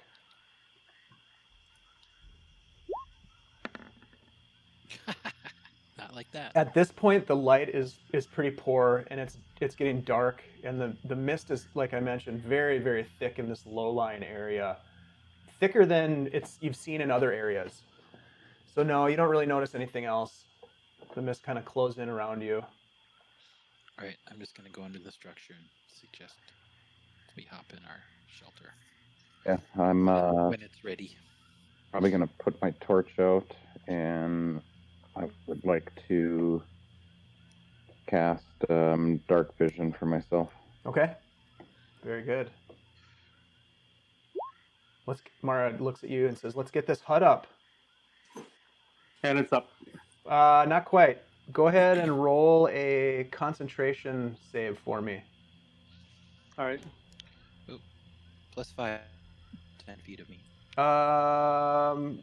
Nope, If it's a save. not for this one. Oh, okay. You are successful. All right. So you're able to get the hut up. Did I notice anything? Like it was. Yeah, you notice that there's a shit ton of insects that are flying around you, biting you, and distracting you Right. from getting your spell done, but you're able to persevere and get your spell cast. So I noticed that the insects were possibly interfering with concentration. Yes. Could I try to light a torch to see if it kind of makes the insects go away? I think you succeeded, though. Yeah, you Yeah, succeeded. but I'm just saying for future, because what if I'm trying to stay invisible and fucking mosquitoes keep biting me? I had a torch lit for a while. Well, I mean, we're kind of trying to hide now inside the... Yeah, they can't see inside it though. You can light a torch inside, that's fine. Yeah. Yeah. 'Cause I'm gonna do that to see if the bugs go away or if they're still. Yeah, is it like deterring them from eating me? Is it like getting a bunch of mosquitoes stuck in your tent? Yeah, that's a good point. Can the mosquitoes come and go freely through the... I guess If it would just be if the they insects were- that were already yeah. in there when you cast it. Optics and everything else there. Yeah, so this is, it's kind of interesting. You get the torch lit, and it gives off some nice heat, a little bit of smoke, although the smoke is able to make its way through the magical dome. The insects that are in there, you get the sense that maybe the smoke is helpful in keeping them away from you. All right, I was just trying to gee-whiz try out something just Yeah. in case for. It's good information, potentially useful. All right. So I'll take note and I'll tell Stan, especially because I know that you concentrate on keeping your hunter's markup, that I was having a harder time concentrating on casting my spell because all these insects. So kind of be aware of that if we come to another battle or something like that, because there's bugs everywhere. Okay. All right, so the four of you seek refuge from the very uncomfortable conditions that you found yourself in as you've ventured into these low-lying areas around the ruins of Berez, having fought already a group of women who were defending their mule, fighting against a seeming horde of scarecrows that sprang to life after Stan flung an arrow through one of them. You finally have a chance to take off your boots, pour the water out of your boots, wring out your leggings, and gather yourselves and rest. So let's do this. Let's take a quick break. Let's do a 10-minute break. So we'll come back at 8:55, and we'll continue with the second half of our adventure. Sounds good. See you in a bit. Sweet.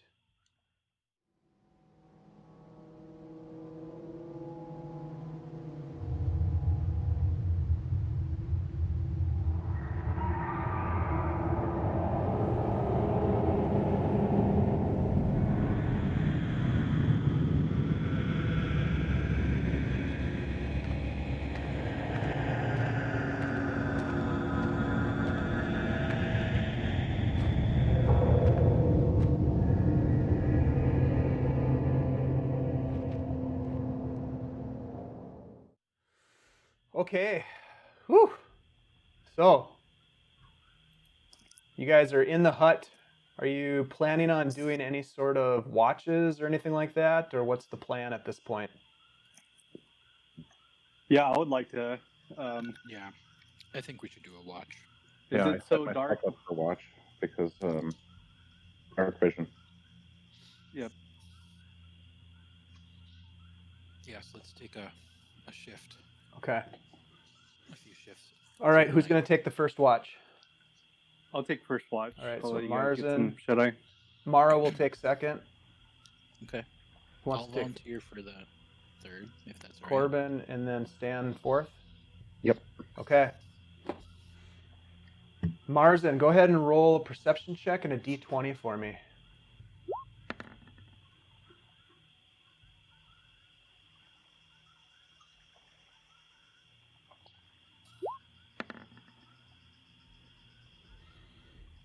Okay.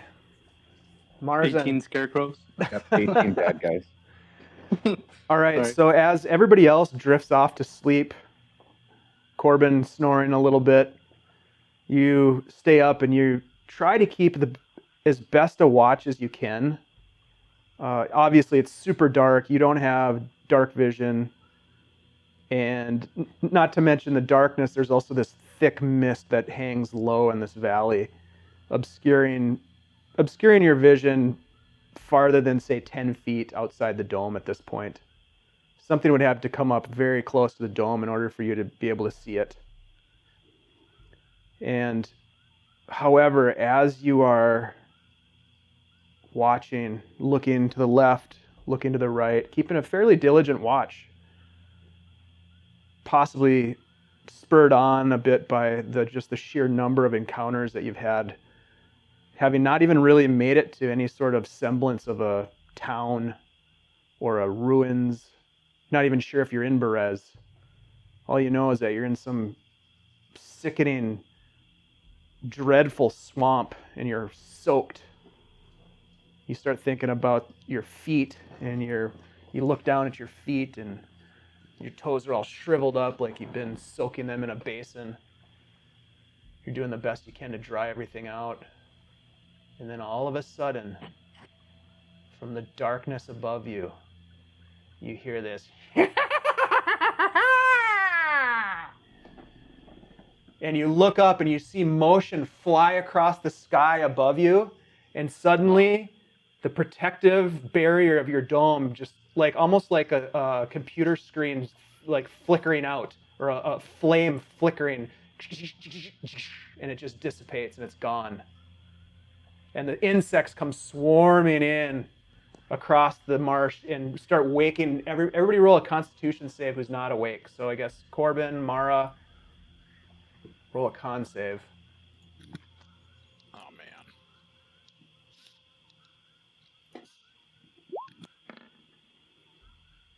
Oof, Mara wakes up. Stan, you stay asleep. Corben, you're also asleep. Mara gets up. She's like, "What the fuck is going on?" Is it? And then she looks at you. Marzen says, "What happened to the dome?" She kicks Corben. "Get up." You guys have no protection from the dome at this point. It's maybe 2 to 3 hours into your sleep. You have not gained the benefits of a long rest. Did you get, is the cackling, is it still flying over? It's gone.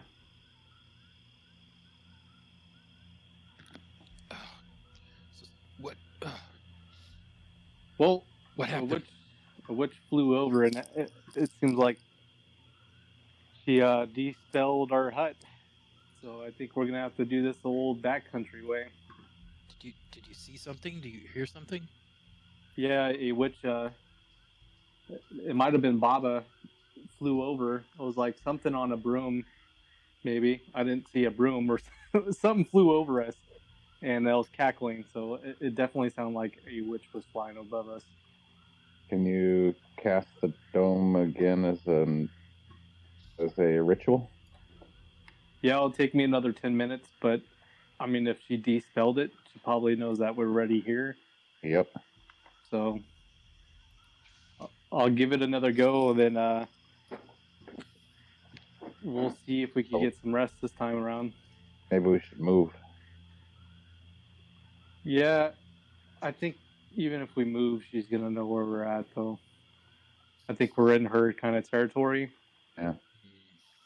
Because, I mean, how did she know that we were right here? She might have been able to perceive Or sense us? those people, the witches that we already took out. Maybe. Yeah, if they were expecting them to come back, Mara says. Yep. Also, your dome gives off a magic essence. Perhaps she was able to sense the magical energy. So what do you guys want to do? Try to go sleep without the HUD up? I don't know if we're going to get much sleep with all these fucking bugs. Mara starts swatting at the air.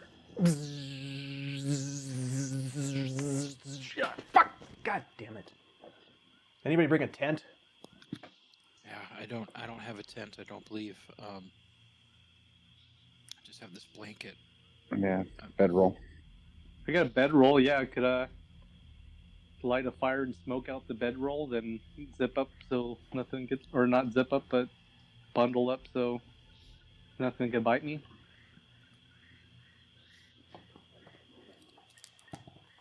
Yeah. But I mean, god damn. I feel exposed here now though, like something knows where we are. Yeah, I mean, if she knew where we're at and she didn't attack us, so I think we're, in my opinion, I think even if we move, she's gonna know where we're at. So I kind of feel like we're dead weight no matter where we go. Yeah. So I would say if you guys want to try to take a rest, we should just try to do it right here. Because if we try to move around, what else are we gonna run into?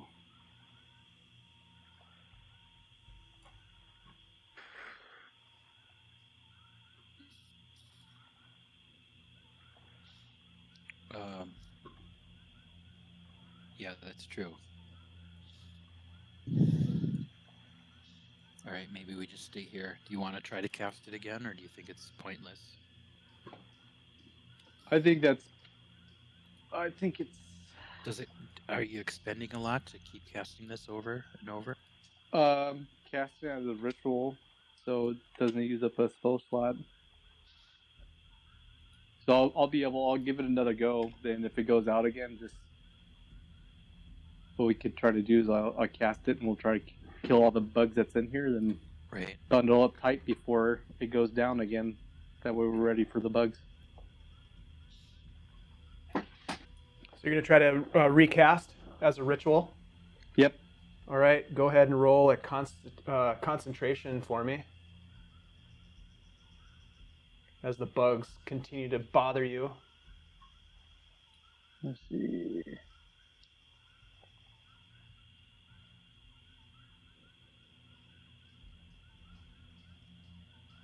Did it not?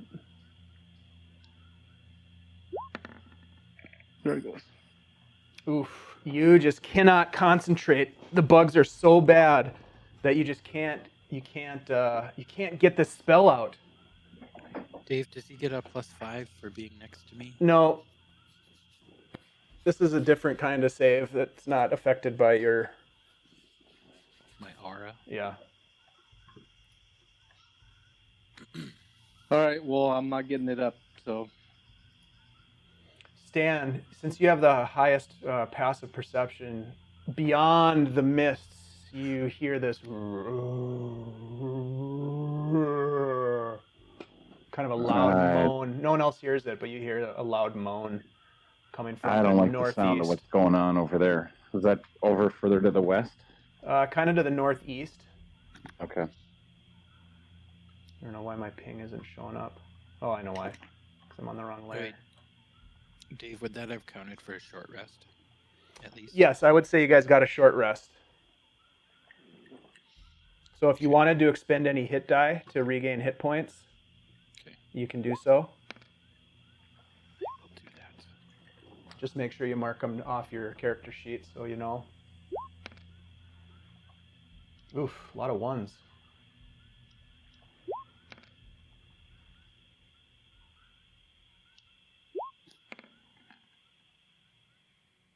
Nice. What were you rolling there? Hit dice To regain to regain their hit points. When you take a short rest, you can use whatever hit dice you have available up to 7, which is your level. I don't understand how to do that. Go to your character sheet and go to the main page of your character sheet. Yep. And right underneath your hit points, there's temporary hit points, and then on the left below that, hit dice. You have 7 hit dice because you're 7th level, and you can click on the word hit dice to roll one, and then just mark down how many you roll, and that's how many hit points you can gain back on a short rest. So you're using all. You don't have to use all of them if you don't want to. Nope. I do 4. All right, so you used 4 of them. So make sure you mark that down. You only have 3 left. I didn't do it with the sheet, but I just rolled 2 d10s. Got it. And then that's how many you get back. So it'd Yep. be 12, 22, 31. Yep. But it wouldn't go over your maximum. Yeah, no, you just hit your maximum. Okay. Yeah. Could I say that I only rolled 3 then? Instead of the 4th? Sure. Yeah. But next time, just so you know, that's how it works. Okay. Got it. Yep. How do Okay. you get pluses to your hit dice? You add your Constitution modifier, I believe. Oh. I just rolled hit dice and that's what I got. Yep. I really should use my hit dice thing then. Yep. But it was okay. I was already away with the 2 d10s, so it's fine. Okay.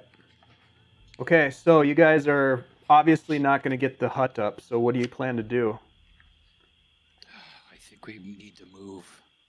You heard something? Yeah, I heard something. It sounded big. Let's get out of here. Should we hop in the cart? Yeah, let's maybe take the cart, like, I don't know, even just like a mile or 2 down the road. Maybe we can find a better spot to set up the hut. I got a pretty good chance of being able to drive the cart.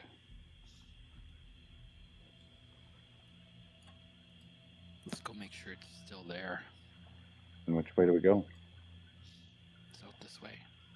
So you all ready to move? yeah, I guess if that's what you guys want to do. I mean, what do you think we should do? Just wait for this. I mean, it's obviously we're exposed here now. Yeah, I think There's something out there. I think no matter what, we're gonna be in danger. So it doesn't matter to me. If you guys want to move, then we'll move. I think if we stay here, we're just guaranteed to run into something in a couple hours if we try to go back to sleep.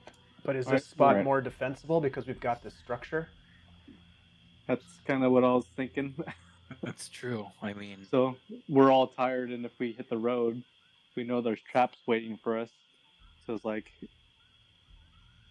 if we right now nothing's attacking us. So if we try to go to sleep, and if we could get any type of rest, they'll be great for me, at least. I know Mara's like pretty much completely out of spells too, aren't you? I mean, I've got a few left, but yeah, I'm not Yeah. where I'd like to be. That's for sure. I could definitely use a long rest for sure. I'm just All right. worried if we wander off, we're gonna hit a encounter, something. And from what Stan's saying, that encounter might come to us. Yeah. Yep. So what if it starts approaching us? Then we all book it, and rather than fight it, we'll just run away from it. If we can. Yep. All right. Okay. If you guys want to stay here, we can stay here. All right. I'll leave the trap where it is. That's where the Okay. X is. Okay, so I'm just gonna try to curl up. Well, where are we on the shifts? Someone else up? Yeah, for watch? I can take it. This is Mara. All right. I got the second watch. I'll take it. I'm just gonna completely wrap myself in a blanket and try to sleep. All right, Do you Corben, Stan, go ahead. Do you guys want to start doing 2 people to a watch now that we're in more dangerous territory? Because all it takes is one of us to doze off. Well, I mean that means less rest for everybody. It would be the same amount of rest for in-game turns, as long as we're sitting there not doing anything. So do a 4-hour shift type of I'll thing. sit up with Mara. Just because in the past it hasn't been a big issue because I've always had the hut up. So it's like we had a security blanket, but now that we don't, all it takes is like one person to fall asleep and we're all wolf meat. Right. I mean, okay. I mean, we don't have to roll to keep from falling asleep, though. There's potential. Part of the perception. Yeah, There's definitely potential that could happen. You could get charmed. There's all kinds of stuff that we're in witch territory. That's true. So Okay. it's like the more people, just in case someone, gets too comfortable and drifts off. Yeah, and you don't have to sleep for 8 hours to get the benefits of a long rest. You just have to be doing basically nothing else. Okay. So I got you. Yep. All right, so All right, sure. Stan and Mara are going to take the first watch, or the next watch anyways. So go ahead and roll a perception check and a d20 for me. And we'll roll a perception check as well for Mara. A real great roll there, Stan.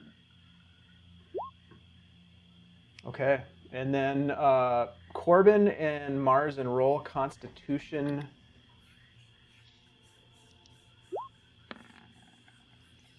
Saving throw? Yep. Marzen, you fall asleep. You both fall asleep. Okay. You're able to bundle yourselves up with your blankets and your cloaks up over your head to keep the bugs away, but you are like laying in the mud and the wetness, so it's just miserable. But you guys are exhausted from the day and fall asleep. Stan, you and Mara are keeping watch, trying to stay dry, maybe sitting on some rocks that keep Sitting on Marzen's pack. keep you a little bit out of the water anyways. You hear a groan again.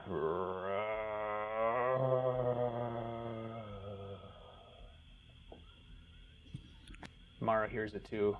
Fuck, did you hear that? Yep. It seemed to be on the ground. It's the more witches in the air. That one was from the west. Where did you hear it earlier? Northeast. Shit. Didn't sound like wolves. She definitely has her mace ready and her shield held tight. Yeah, I got short sword out. What do you think we should do? Could I roll something trying to figure out what sort of critter it is? If it's a wolf or if it's anything that we've come across. Yeah, so far? roll a nature check. It's a great idea. Doesn't sound like a wolf. In fact, being that one of your favorite enemies is undead, you get the sense that there could be something lurking of the undead type in the swamps around you. And the scarecrows that we came across before, they didn't make any sounds, did they? Not until they were provoked to attack you. Okay. What should we do?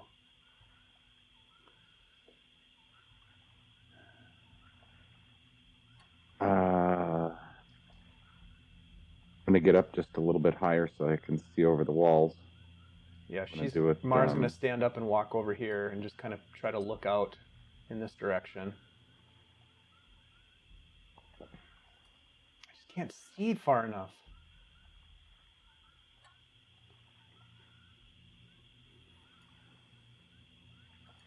Do you want to do anything else, Stan? Yeah, I'll go over on this side.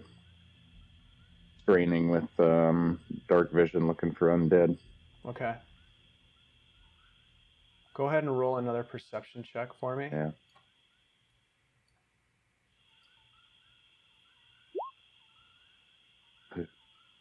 Good enough. You see this guy come over at you, and he is going to...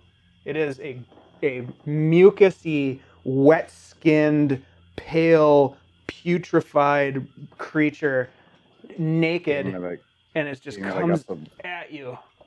Being that I got the wall in between, do I have time to back up before he's on me? No, but you do have time to roll initiative. And wake up, guys. Let's see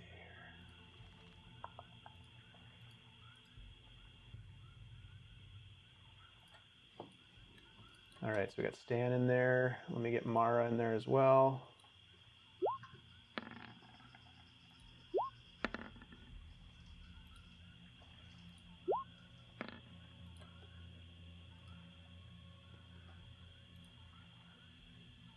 I'm assuming that you guys probably hear that.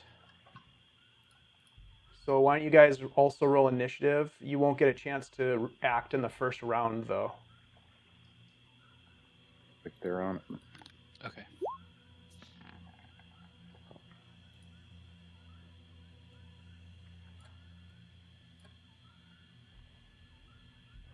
Whoa, initiative. Yeah, not bad.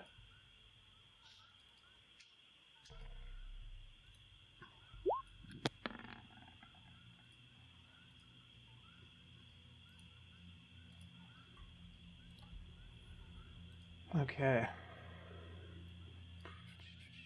Get that out of the way. All right. So we got everybody in there. Stan, Corben, Marzen, Mara, Batty. All right, so Stan, this guy climbs onto the wall in front of you. You get this overwhelming scent of just death and stench. I need you to make a Constitution saving throw. You do get the bonus from Corben's aura of protection, so +5. Nice. Not that you needed it. You choke it back, but it's this terrible, terrible stench that comes off of this creature. You are now immune to it, however, for the next 24 hours. Okay. It is going to claw at you as it comes over. 10, I think, misses. 10 misses. All right. Let's see. So we all don't go this turn, right, dude? You correct. Marzen. You will not. You and I. Mars will not. Okay. So Stan, it is your turn. I'm gonna cast. I'm not gonna cast. I'm going to go at it with my short sword with its legs. I'm gonna aim for the legs because it's up higher than I am. Okay. Yeah, do it. Ooh. Ooh, it misses as it just steps out of the sword's length. And one more time. Try it again. Still going after the legs. That one hits. All right. And You slice into its 8 leg and draw piercing. blood. Don't know that that's first injury, so I can't do Colossus Slayer on it. Correct. I could do Hunter's Mark, but kind of want to save that. Don't want to move. I want to say to Corben, hey, how is that Sun Sword doing? Want to try that on this guy? All right, that's your turn. Corben and Marzen, you're just kind of like, what? Waking up. What the fuck? And Mara's like, what? And she runs 5, 10. She's going to come over here and she is going to swing with her mace. Let's see, where is that? There it is. Yeah, hits it hard. Nice. 7 bludgeoning. Just cracks it in the leg right where you cut it, Stan, and crumples its knee a little bit. And then she is going to... She's going to hold on to her spells. Ugh. All right. That brings us back to the top of the order. This guy is going to lash out at you again with the claw attack. Stan.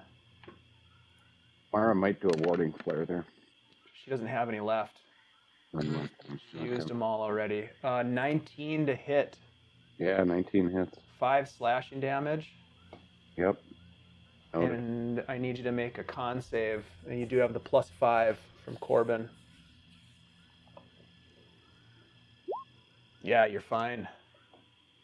What's that for? You get the sense that as it claws into you, that there's some sort of energy that your skin and your body absorbs from the slash, but you're able to push it out and fight it off.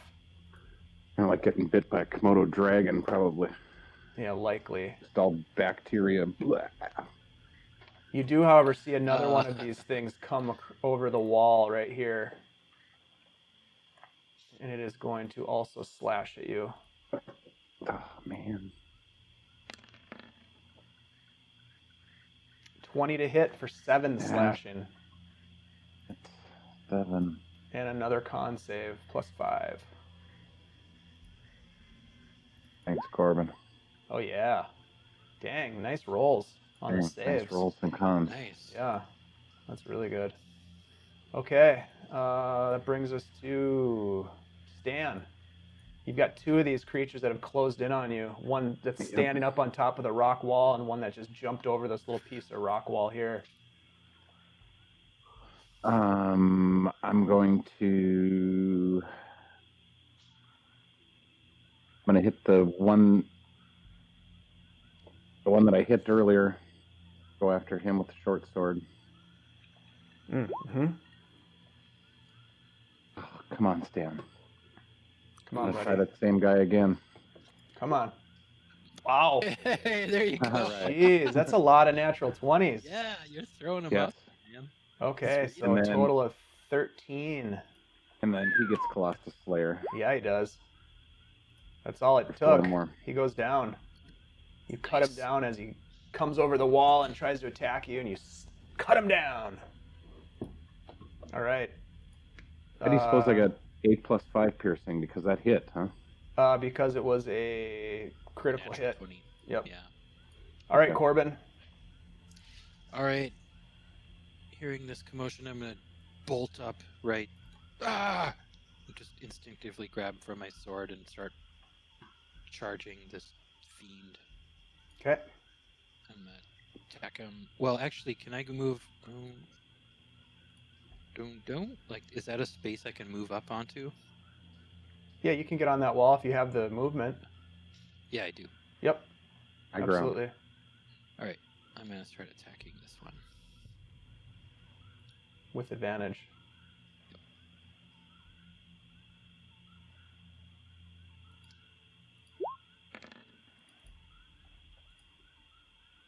Yeah, that hits. 10. And extra attack.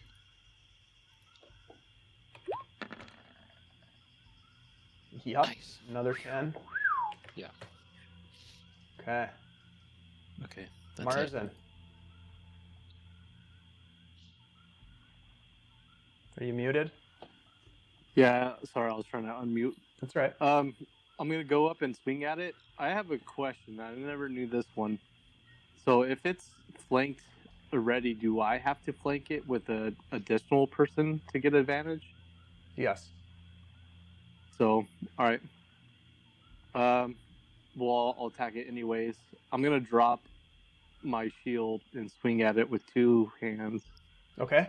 So I'm feeling extra bold here. Heck yeah. So it'll be 15. That hits. For So 11 11 damage. All right. Yep. Then I'll take another swing at it. Yep. So And 20 damage. you cut it down, and it dies. Yeah. Do we hear any other moaning or anything? Roll perception check.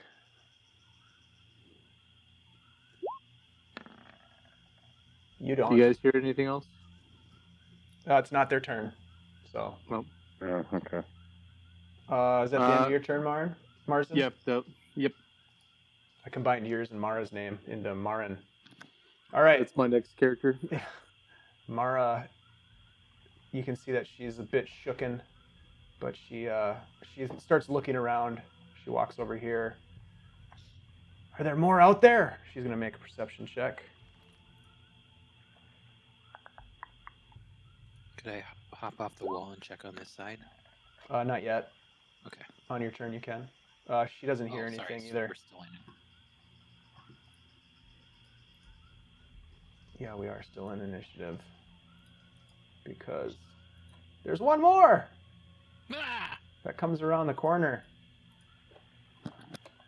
Fuck! Says Mara as it comes in for an attack on her. Claw attack. 9 misses. I believe, yeah, her armor class is 16.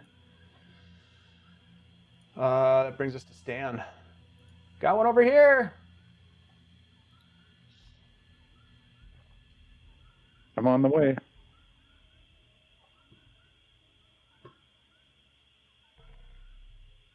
Come on, Stan. 1, 2, 3, 4, 5. I'm gonna attack him with a short sword. Okay. Roll well, Stan. No, that one misses. And try it again. Come on, Stan. Jesus. Natural 1 Wow. and then natural 20? Yeah. You've done that like 3 times now. Yeah, yin and yang. That's the fourth bizarre. 20 you've hit tonight. Yeah, that's... Mhm. Is it only the That's weird. 4th? It seems like the 10th. All right, nice. So 13 total damage. Very nice. Anything else? No,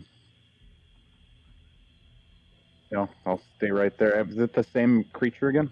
Same type? Yep, same type. All right. Corben, your turn. All right, I'm gonna just jump forward. 1, 2, 3, 4, 5, 6, and attack that guy. Mm-hmm. With advantage. Mm-hmm. Oh yeah, Flank. with advantage. I like it. Ah. Ooh, does 13 hit? Yes, it does. Nice. So 14. Yeah. Okay. And extra attack.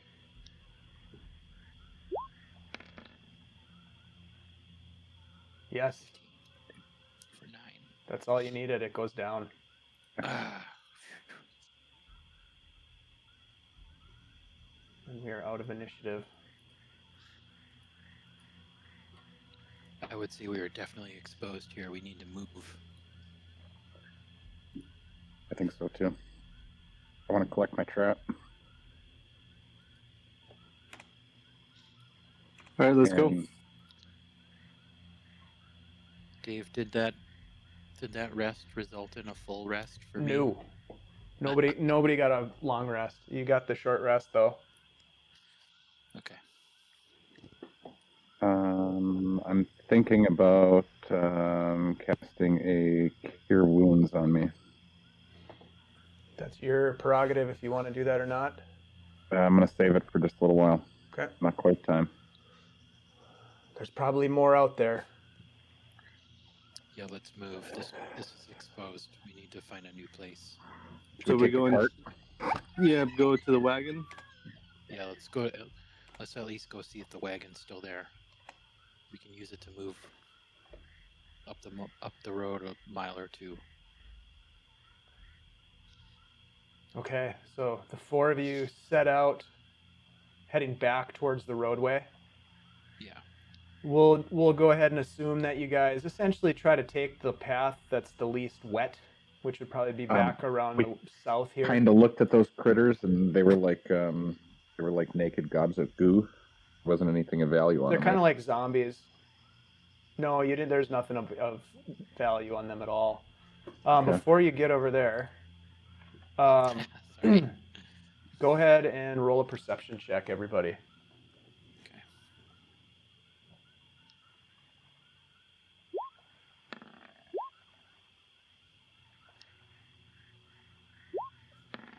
Oh.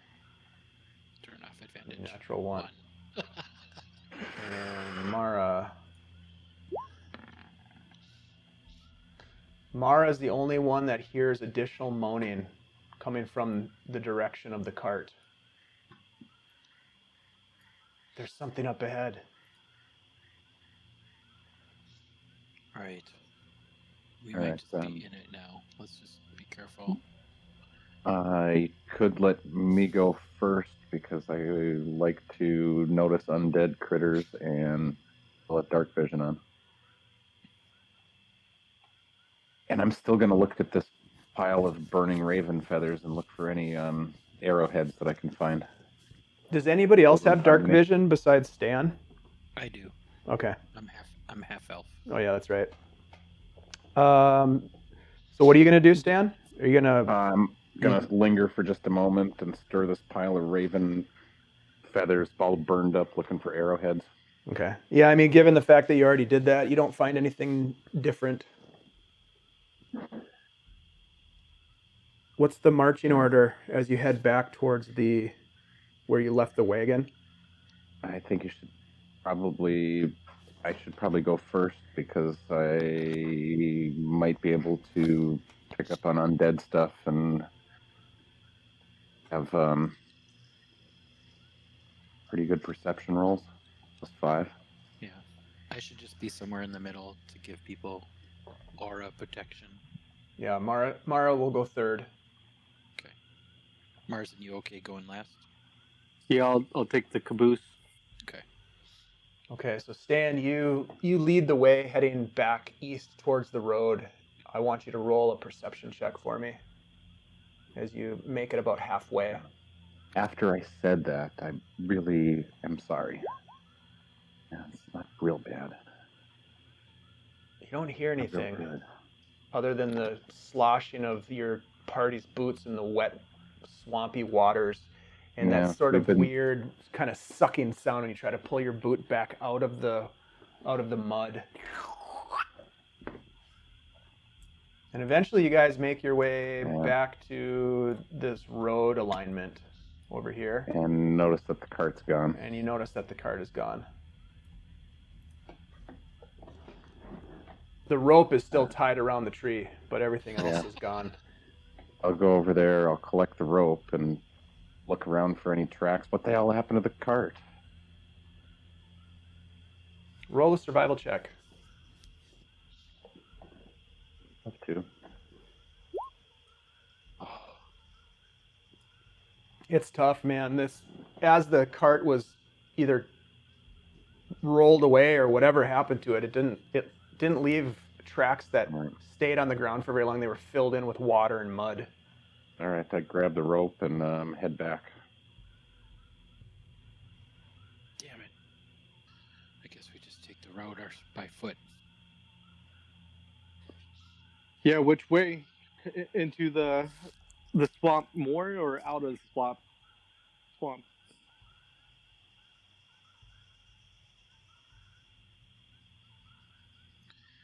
I mean, I guess we just keep heading south, right? All right, let's go then. Well, that's where we were headed before, says Mara. We never did really find the town, and I'd really like to ruins. find some arrows. Right. Well, we might not run into any stores along the way out. No, but we might run into somebody carrying a bow with some arrows. Some dead bodies, maybe. All right, we'll keep an eye out for you. But I mean, this place. I mean, from what we've heard, it's ruins. You know. Yeah. There's no market. What's our goal here again? To find the skull of Argynvost. The skull of Argynvost. Corben. Corben's the reason why we're in this mess right now. Yeah. So all these insects, everything that's here, you blame him. This whole world is a mess. This Barovia is a mess. And you wanted to go on this wild adventure just because you feel obligated now. Where would you rather be? Marzen, did you learn anything when you... Esmeralda, that's for sure. Marzen, did you learn anything about when you were waking up the dead chicks earlier?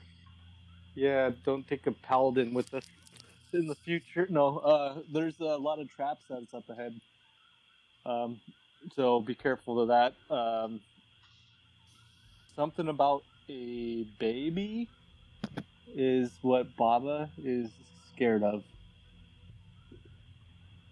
And it's been a while, so I can't remember the other questions. Yeah.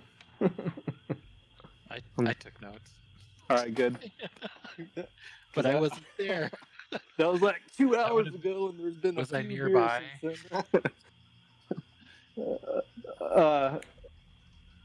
I think if there was danger, they said yeah. The Baba, her hut is in the middle of the Berez. Yep. So if you guys see a hut, that's where she dwells at. Just out of character, you asked if Baba had any weaknesses, and she said the baby. Yeah, that was the... Yep. So, if there's traps, there's definitely traps. There's not really a safe way unless we're figured out. Then, Baba's weakness is a baby.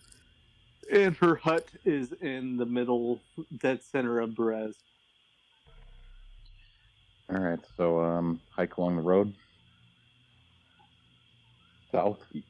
Yeah, and just definitely keep a extra eye on everything. So, I think we're in pretty much super danger territory right now. Yeah, we're in it now. Yep. Let's just keep moving. We just got to get out of this area. We're exposed here, and maybe we can find a new hiding place. Okay. All right. So I'm working to not necessarily track favorite enemy, but watch out for favorite enemy. Right. Okay. So the four of you continue south on this road. Everybody roll a perception check for me as you head south.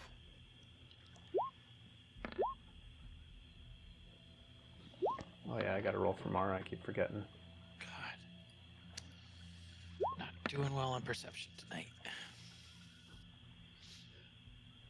The four of you none of you notice anything. No additional moaning, no movement. You definitely don't see the whereabouts of this cart and this mule that disappeared. It's dark and wet, and there's bugs flying around everywhere. Toads croaking in the ditch along this roadway that itself has almost been swallowed by the Luna River. And your boot, each footfall is like as it just grows deeper, and now the water is like shin deep even on the roadway. Eventually you come to what appears to be a fork in the road, with one direction of the road heading to the west and the other direction of the road continuing south along the Luna River. So we continue along the Luna River, I'm pretty sure. Yeah, that's what I was thinking too. Even though it's still wet. Yeah, let me pull up my notes. Luna River Crossroads. We go south, so we want to go south.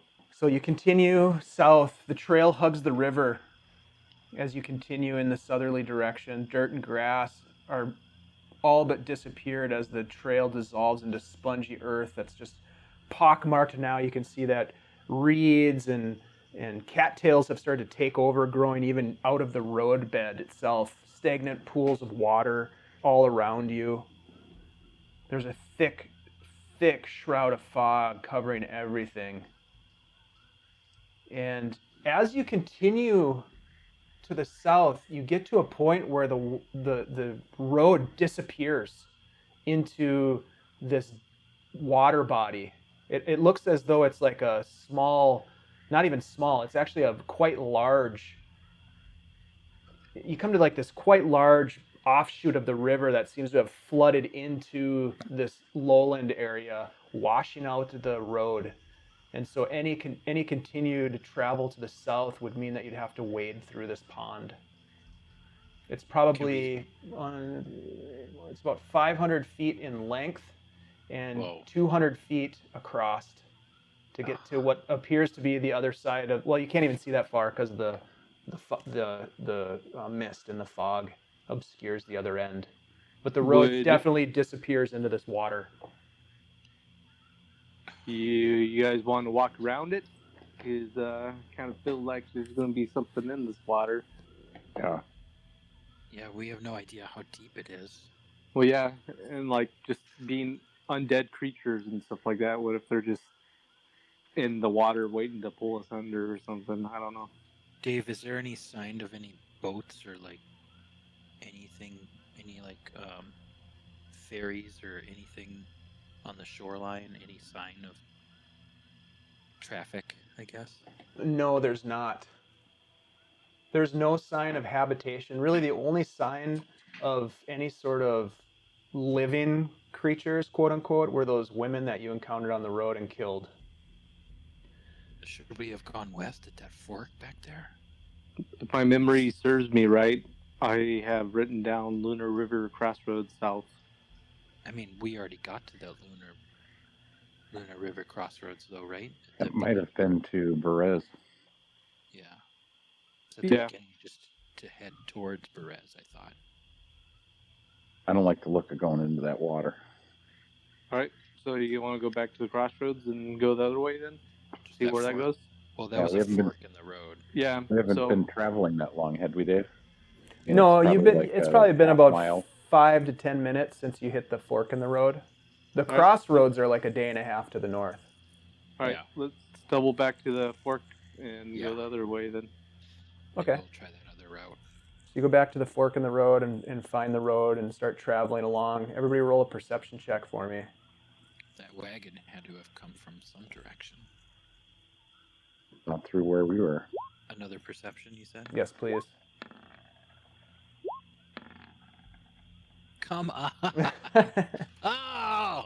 Mara looks down and says, "I see. Look at these. Are these tracks? Is this the wagon?" You look down and it's hard to tell, but it might be. Nonetheless, you keep heading to the west, and the road actually kind of goes a little bit northwest. And you come to a spot where there is ahead of you this roughly 200 foot wide, and in length you can't see the other side of it, but another pool of water that has swallowed up the road. However, Stan, roll a survival check for me. Oh. Oof, okay, forget it. Yeah. Still don't like the water. Mm-mm. Now, to the south and west, there seems to be sort of everything's wet, so don't get the impression that this is a dry path, but there seems to be a less deep path just based on some of the vegetation that's poking through. But the path ahead, if you were going to try to follow the road, goes into a pond that you can't see the other side of. And you don't know how deep it is or anything, but it's flooded. So go the Well. less shallow path then. The more shallow path. Yeah, you could. I mean, you could try to go Yeah, around it that's to the fine. north. You could try to go around it to the south.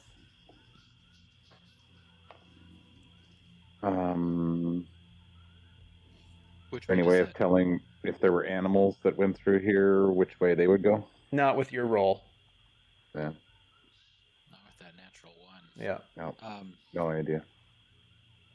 I guess should we try to find a way around to the south? Yeah, I mean, that cart had to go somewhere. Yeah, but the south is getting closer to the river. It's Could've liable to gone- be wetter there. Could have I gone don't through the. understand how could have that cart have just like Well, maybe the blazed water's through this not as water? deep as we think it is, but maybe it took a different route. Yeah, that's what I'm thinking. It's like we're assuming that it's a giant hole, but Road might hold. this is their place. They know where's there, so I'm sure they know what path to take. You know, so I say we look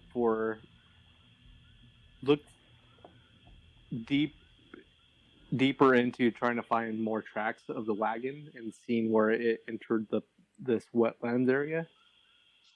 All right, everybody but Stan, roll a survival check.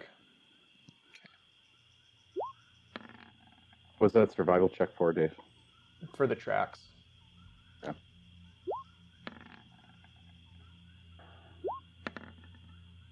Ooh, Mara. Oh, thank God, Mara. Yeah. Mara for the win. Yep. She's like, Someone's rolling. I don't think it went in the water. Look. And she gets down and she's kind of examining and she says, see these ruts? These wheel ruts right here. Let's go around to the south. Let's do it then. Yeah, we don't want it. The wagon didn't go through the water, I'm pretty sure. All right, I'll follow you, Mara. All right, so the four of you walk kind of on the edge of this pool. It's about another 300 feet or so deep into this marshy area. And it's at this point where two things happen. You come up on another pool of water in front of you. There are some areas that have similar vegetation to the path that you just took to the west and to the south.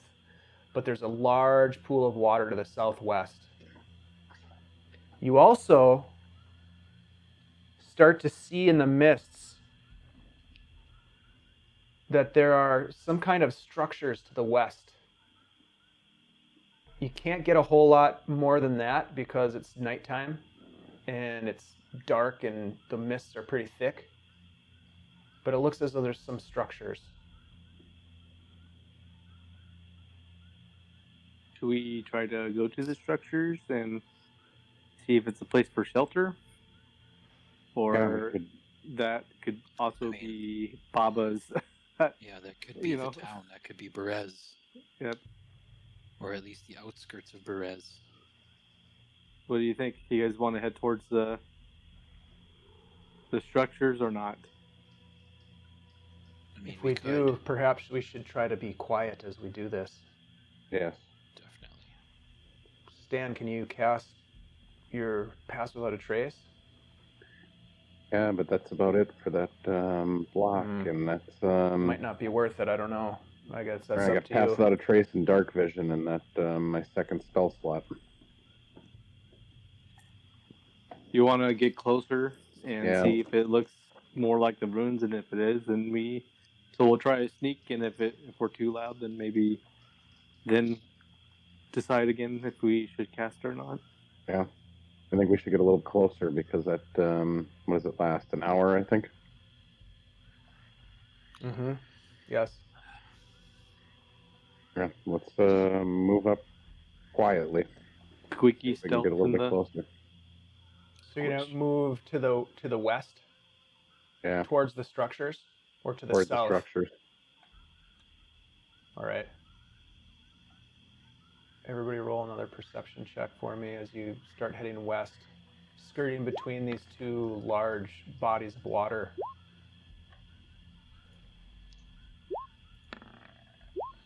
Oh my God. Holy shit. Oh, It's getting Clear worse, man. zero. no perception. Yep. Yeah. We're in the middle, all night- Corben. all Corben, night my the perception bugs are checks just have been flying wrong. around your head, and Yeah. they get in your eyes even, and like it's just Mhm. driving you insane, but you really can't see much or detect much as a result. Just remember, you're the reason why we're here. So don't bitch about it. Just don't bet on my wisdom rolls. So Mara and Stan, as you guys get closer to these structures, you see that they appear to be maybe cottages of some kind. Most of them lay in ruins, much like the structure that you had tried to sleep in earlier. Roofs are caved in, if not completely rotted and disappeared. Only the stone foundations seem to be fully intact. It almost seems again as if this swampland has tried to absorb these structures, that they've kind of given up on escaping from this thick mire that they've been constructed in. And everywhere you look around you, there are just these black swarms of black flies buzzing about. And at this point, it's getting to the point where you're super tired trudging through. Remember, this is all difficult terrain, so it took you twice as long as it normally would to traverse this area, and it's almost the whole night it took you to get here. As you get to these ruins, what would you guys like to do? Yeah, we should look for a spot to hole up for a while. Yep, agree with that. Yeah. Do you think we could try to hide in one of these old cottages? Yeah, try to find something that's Do we try kind the of hut intact. again? Yeah, the only thing I'm worried about is if we try to find one that's really well intact. Do any of them have a roof on it? No, none of the ones that you're near do. They all look really run down. All right, So there's probably nobody home. I'd find one with a decent sized wall, and that way we could kind of Has some put cover. put a blanket over it and like do a makeshift tent type of thing. So we'll have at least one solid surface. Okay. And I think we should try the hut again. Maybe the cart and the bodies tipped the witch off earlier. Maybe she wouldn't find Well, us. maybe the being- hut tipped off the witch earlier. Yeah, I agree with Corben. I kind of feel like if If she's a witch, she could detect dispelled magic. She dispelled Yeah. that hut, so she was able to find it somehow too. Yep. Does your pass without trace, or do you know if they do like detect magic, would they be able to detect you? The actual magic that is cast on you, it would be able to detect, yes, because you're magically enchanted. All right. I don't know what your guys' thoughts are, but we're going into a witch's lair type of thing, in my opinion. Right. And this is someone that's dedicated their life to magic. So I kind of feel like if we use anything, even like pass without a trace, Until we get there. any source of Sure. magic, yeah, I think it'll kind of give a alarm, Yep. So I think I the way agree. to do it is kind of old school and try to not use any type of Infiltration. just natural stealth type of thing. Yep. All right, so you guys are going to look for a place to hole up, ruins that is provides some level of protection and gives you a chance to sort of hide. Yep. Okay, so Yeah. you're able to find that. Everybody roll a stealth check. Okay. We'll do a group stealth check here. Nice. Okay. There we go. Yeah. All right. So you guys find the structure and sneak quietly across a road alignment. So you do come back to the road. You cross over the road, quickly slipping into one of these small cottages and finding a spot within where you can sort of back yourselves up against what appears to be the stone foundation of an old chimney. Again, it's super wet. There's bugs everywhere flying around. And you guys are freaking soaked and exhausted. But you do your best, huddling close together to take a break and gather yourselves for what might lie ahead. And with that, we will end tonight's session, and we will pick up there next time.